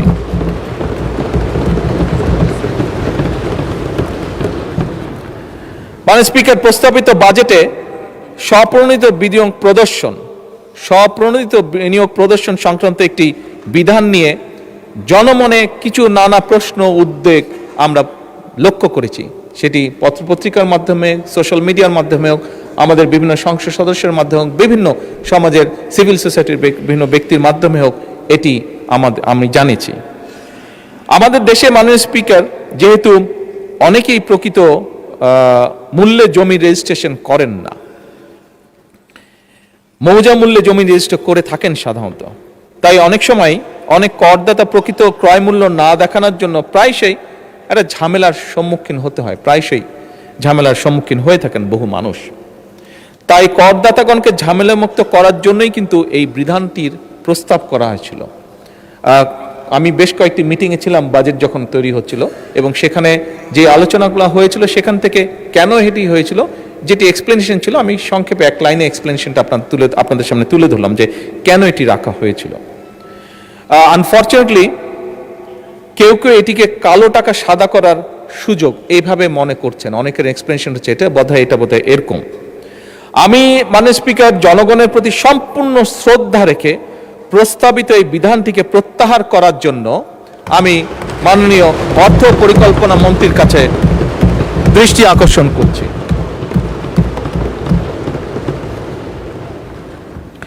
মাননীয় স্পিকার, দেশে বেসরকারি যে বিশ্ববিদ্যালয়গুলো আছে বর্তমানে হ্রাসকৃত 10% হারে কর প্রদান করে তারা।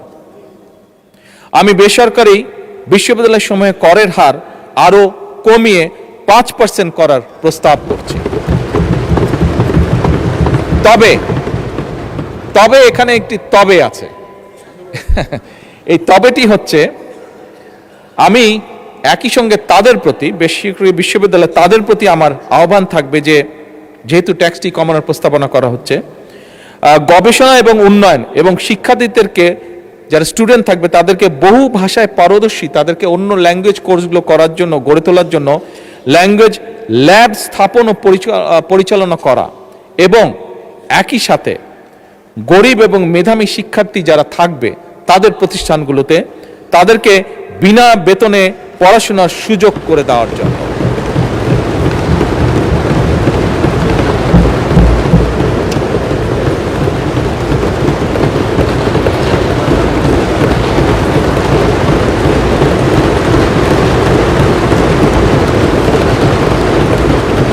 মাননীয় স্পিকার, করের আওতা বাড়ানো, স্বাভাবিকভাবে করের আওতা তো আমরা বাড়ানো, এবারের বাজেটে এই লক্ষ্যে একটি প্রস্তাব করা হয়েছিল যে কয়েকটি ক্ষেত্র ছাড়া, স্টুডেন্ট সহ কয়েকটি ক্ষেত্র ছাড়া, যে কোনো ব্যাংক অ্যাকাউন্ট খোলার সময় 3 দাখিলের একটি বিধান রাখা হয়েছিল, বিধানের প্রস্তাব করা হয়েছিল।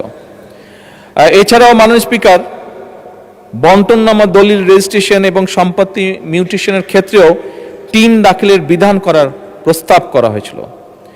মাননীয় স্পিকার, এই বিষয়টাতেও কিন্তু জনমনে একটা প্রশ্ন উঠেছে, কনফিউশন হচ্ছে, বিভিন্ন কনফিউশন দেখা দিয়েছে। আমি মাননীয় অর্থ পরিকল্পনা মন্ত্রীকে অনুরোধ জানাবো যে এই বিষয়টিও যাতে প্রত্যাহার করা হয়।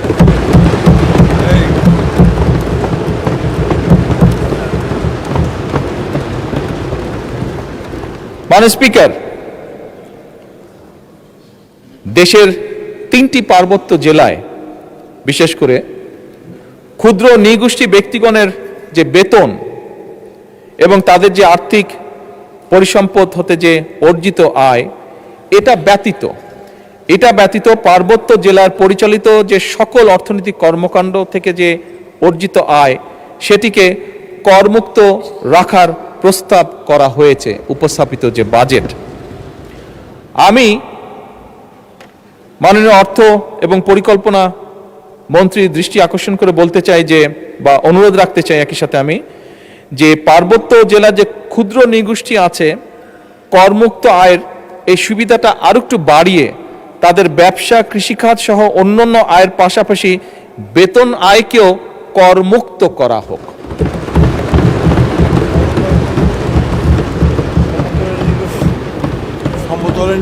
এটা পাহাড়ি এবং সমতল উভয় ক্ষুদ্র নৃগোষ্ঠী, মূল হচ্ছে ক্ষুদ্র নৃগোষ্ঠী যারা আছেন, পাহাড় এবং সমতল উভয় ক্ষেত্রে প্রযোজ্য। আমাদের এখানে দিনাজপুর, ময়মনসিংহ, এদিকার নেত্রকোনা, এদিকার সদস্যবৃন্দ আছেন অনেকেই, উভয় সাইডে। মাননীয় স্পিকার, দেশের চিংড়ি চাষের প্রসার এবং রফতানি বৃদ্ধির লক্ষ্যে এই খাতের কতগুলো প্রয়োজনীয় বিষয় আছে, যেমন অ্যাকিউয়া ফিড আছে, ফিড অ্যাডিটিভ আছে, তারপরে প্রোবায়োটিক্স আছে, ভিটামিন এবং মিনারেলস আছে।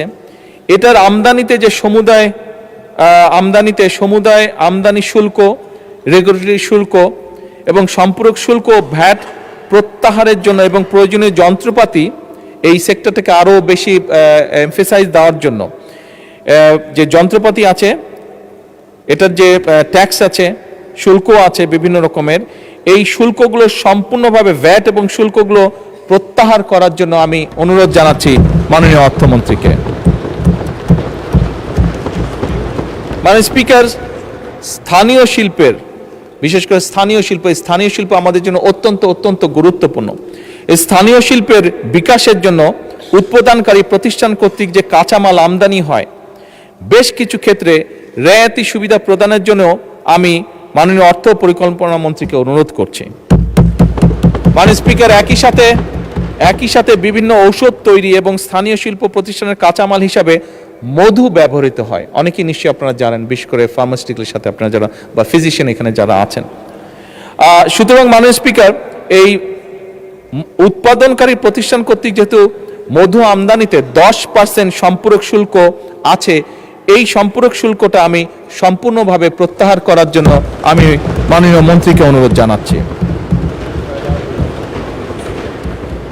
মাননীয় স্পিকার, বিভিন্ন শিল্পের কাঁচামাল হিসেবে ব্যবহৃত হয় বিভিন্ন শিল্প প্রতিষ্ঠান সমূহ কাঁচামাল হিসাবে পিভিসি এবং পেট রেজিন আমদানিতে যে প্রস্তাবিত বাজেটে যে 10% আমদানি শুল্ক হ্রাস করা হয়েছে, এইটিকে 10 থেকে আমি 5 করার জন্য অনুরোধ জানাচ্ছি।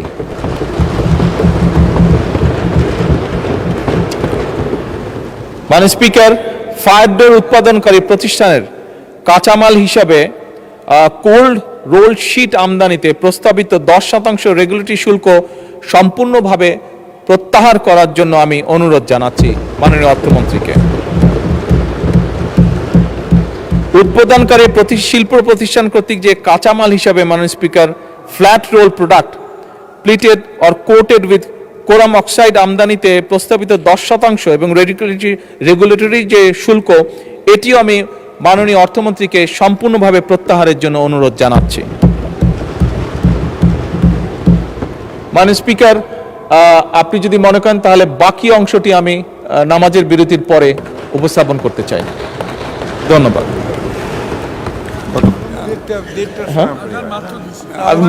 যেহেতু জামাতের টাইম, নামাজের টাইম অনেকক্ষণ আছে, আমার আর 15-20 মিনিট হলে আই ক্যান ফিনিশ। মাননীয় স্পিকার, 15 মাননীয় সংসদ নেতা, আপনি যদি 15 মিনিটে শেষ করতে পারেন তাহলে একবারে শেষ করে ফেলে ভালো। শেষ করে দেব?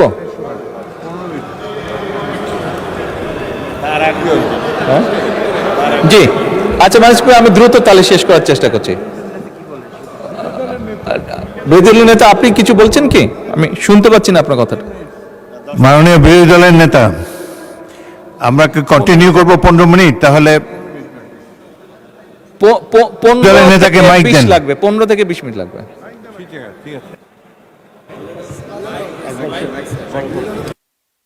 আমাকে মাইকটা দিতে। জি, ধন্যবাদ।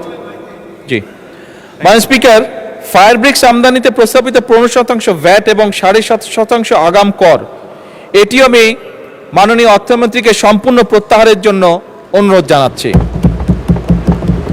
মাননীয় স্পিকার, বৈদ্যুতিক তার উৎপাদনকারী শিল্প প্রতিষ্ঠান তারা রিফাইন্ড কপার ওয়্যার আমদানিতে 10% রেগুলেটরি যে কর দিয়ে থাকেন, সেটিও আমি সম্পূর্ণ প্রত্যাহার করার জন্য মাননীয় অর্থমন্ত্রীকে অনুরোধ জানাচ্ছি। মাননীয় স্পিকার, এর বাইরেও কেশনাট প্রসেসিং শিল্পের কাঁচামাল হিসাবে অপ্রক্রিয়াজাত কাজু বাদাম আমদানিতে প্রস্তাবিত 15% কাস্টম শুল্ক হ্রাস করে 15% আছে এই সময়, এটা কাস্টম 15% হ্রাস করে, না এটা 0 না, 5% করার জন্য আমি অনুরোধ জানাচ্ছি। মাননীয় স্পিকার, স্থানীয়ভাবে এলইডি ল্যাম্প উৎপাদনকারী প্রতিষ্ঠানের কাঁচামাল আমদানিতে রেয়াইতি সুবিধা যেটি আছে সেটি আমি 30 জুন 2030 পর্যন্ত বর্ধিত করার অনুরোধ জানাচ্ছি।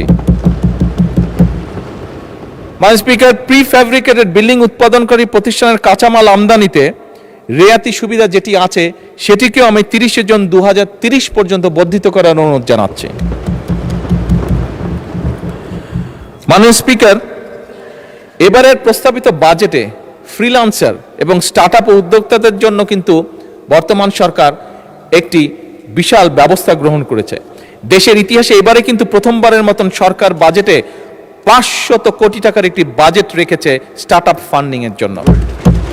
মাননীয় স্পিকার, এই ফান্ড ব্যবহার করে আমরা দৃঢ়ভাবে বিশ্বাস করি, আমি ব্যক্তিগতভাবে খুবই দৃঢ়ভাবে বিশ্বাস করি, এই ফান্ড ব্যবহার করে আমাদের তরুণ উদ্যোক্তাদের এগিয়ে যাওয়ার একটি অবারিত সুযোগ তৈরি হয়েছে। মাননীয় স্পিকার, এর মাধ্যমে শুধু ব্যক্তি প্রতিষ্ঠা নয়, স্টার্টআপ প্রজেক্ট সফল হলে দেশের তরুণ প্রজন্মের সামনে এক বিশাল কর্মসংস্থানের স্পেস তৈরি হবে। মাননীয় স্পিকার, বাংলাদেশের অনেক ব্যবসায়ী বর্তমানে বিভিন্ন social media, OTT platform, search engine, online market place এবং অন্যান্য অনলাইন মিডিয়া বিজ্ঞাপন প্রচার করে থাকেন।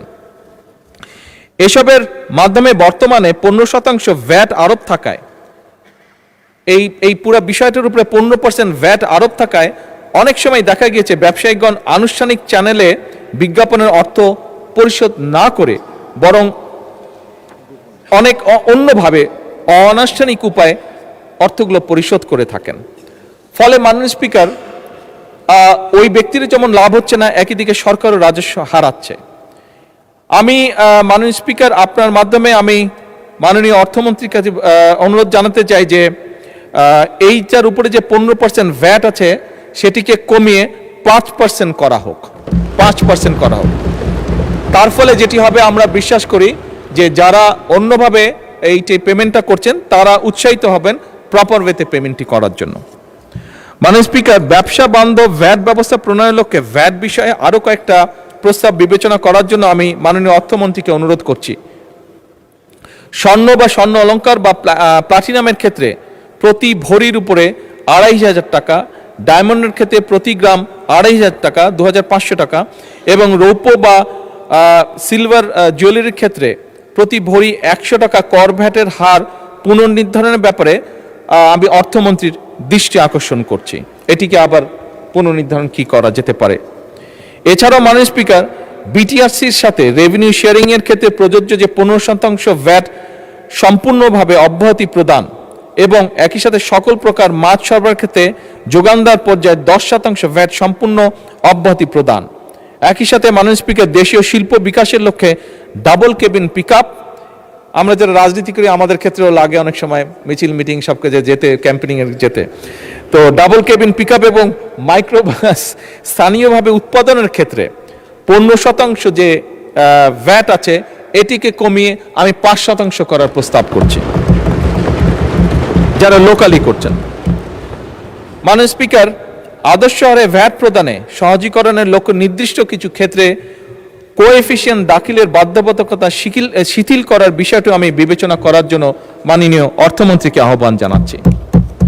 মাননীয় স্পিকার, আমি দৃঢ়ভাবে বিশ্বাস করি কোন রাষ্ট্রের প্রকৃত শক্তি তার সম্পদে নয়, বরং তার প্রকৃত শক্তি নিহিত রয়েছে সুশাসন, ন্যায় বিচার, জবাবদিহিতা এবং জনগণের আস্থায়। উন্নয়নকে টেকসই করতে হলে শুধু অর্থনৈতিক সংস্কারই নয়, রাষ্ট্র পরিচালনার প্রত্যেকটি ক্ষেত্রে সুশাসন প্রতিষ্ঠা অত্যন্ত জরুরি।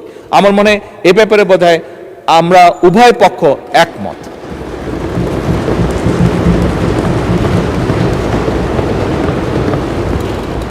এবং এর পাশাপাশি জনগণ একটি ন্যায়ভিত্তিক রাষ্ট্র চায়। মাননীয় স্পিকার, এটি একটি মানুষের চাওয়া। এখন স্বচ্ছ এবং জবাবদিহিমূলক সরকার এবং প্রশাসন চায়।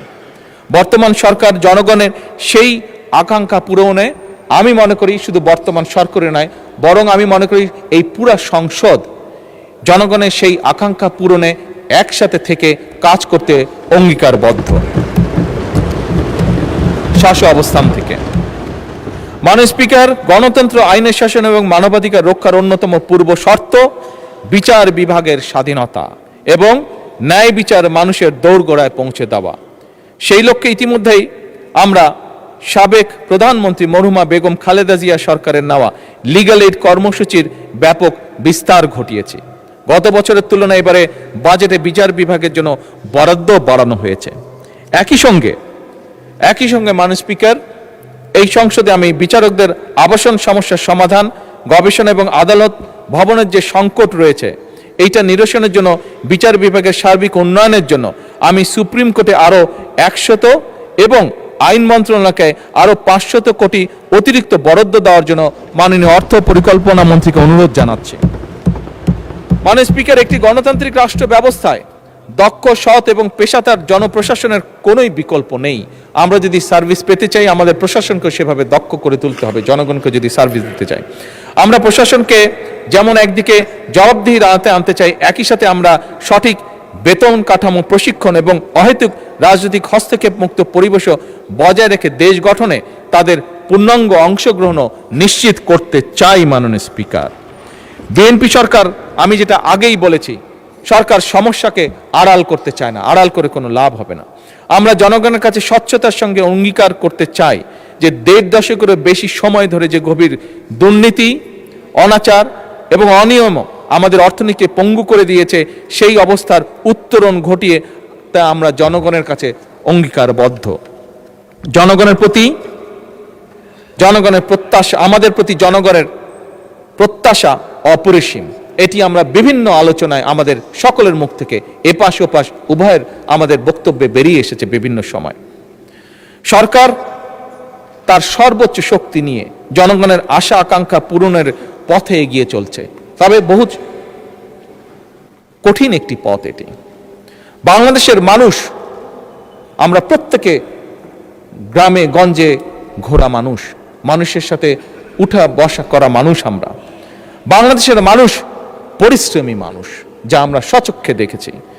তরুণ সমাজ মেধাবী, আমাদের কৃষক উৎপাদনশীল, প্রবাসীরা দেশপ্রেমিক এবং আমাদের উদ্যোক্তারা সম্ভাবনাময়। সুতরাং মাননীয় স্পিকার, আমাদের ঘুরে দাঁড়ানো ছাড়া কোনোই বিকল্প নেই।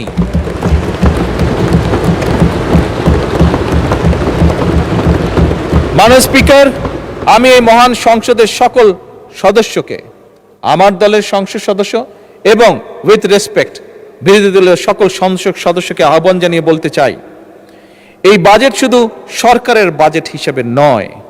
আসুন আমরা সকলে এই বাজেটকে একটি জাতি পুনর্গঠনের বাজেট হিসেবে দেখার চেষ্টা করি। মাননীয় বিরোধী দলের নেতা বলেছেন, আমিও বলেছি, ওনার সাথে সম্পূর্ণ একমত রেখে আমি বলতে চাই, আমাদের মধ্যে মতভেদ থাকতেই পারে, কিন্তু দেশের অর্থনীতি পুনরুদ্ধার, জনগণের কষ্ট লাঘব, আর্থিক খাতে শৃঙ্খলা প্রতিষ্ঠা, আস্থা ফেরানো, কৃষক, শ্রমিক, তরুণ, নারী, প্রবাসী উদ্যোক্তাদের জন্য সৃষ্টি তৈরি এবং গণতান্ত্রিক প্রতিষ্ঠান শক্তিশালী করার প্রশ্নে আমরা সকলে ইনশাল্লাহ ঐক্যবদ্ধ থাকব। এই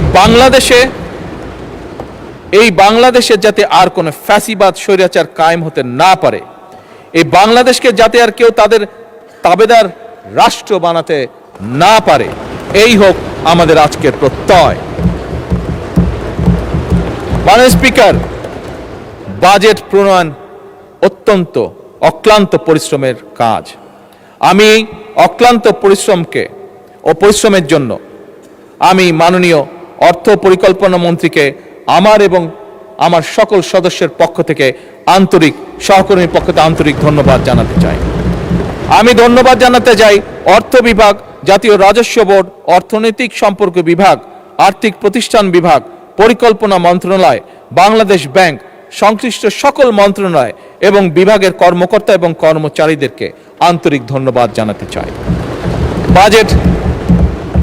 বাজেট প্রস্তুত, মুদ্রণ, উপস্থাপন ও সংসদীয় কার্যক্রমে সহযোগিতার জন্য জাতীয় সংসদ সচিবালয়, বিজি প্রেস এবং গণমাধ্যম কর্মী যারা দীর্ঘদিন ধরে বাজেট অধিবেশন কভার করছেন, তাদেরকে আমি আন্তরিক ধন্যবাদ জানাই।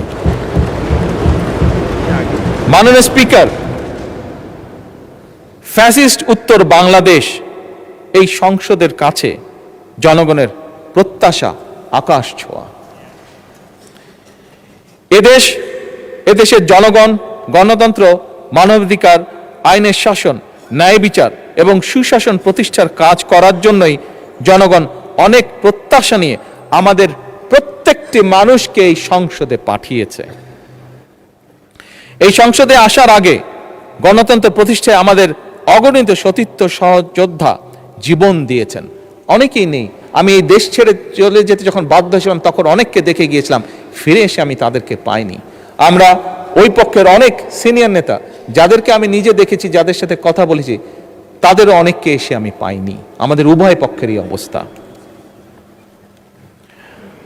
অসংখ্য নেতাকর্মী পঙ্গু হয়েছেন, সর্বস্ব হারিয়েছেন, মামলা হামলায় জর্জরিত হয়েছেন। তাদের রক্তের কাছে, তাদের ত্যাগের কাছে আমরা অবশ্যই ঋণী।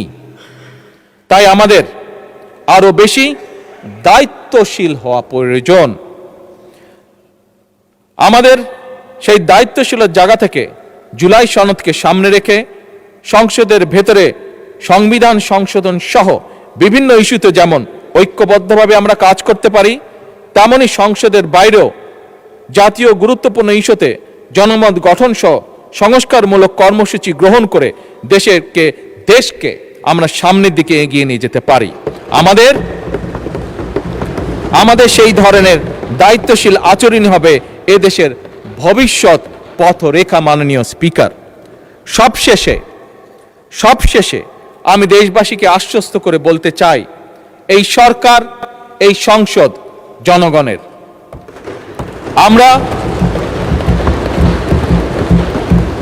আমরা জনগণের আকাঙ্ক্ষাকে সম্মান করি, জনগণের কষ্ট আমরা অবশ্যই বুঝি, জনগণের সম্পদ রক্ষাকে আমরা পবিত্র দায়িত্ব মনে করি।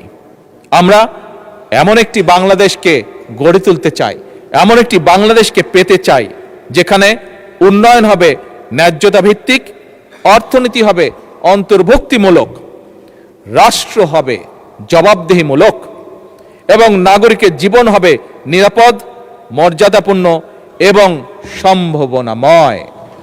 মাননীয় স্পিকার,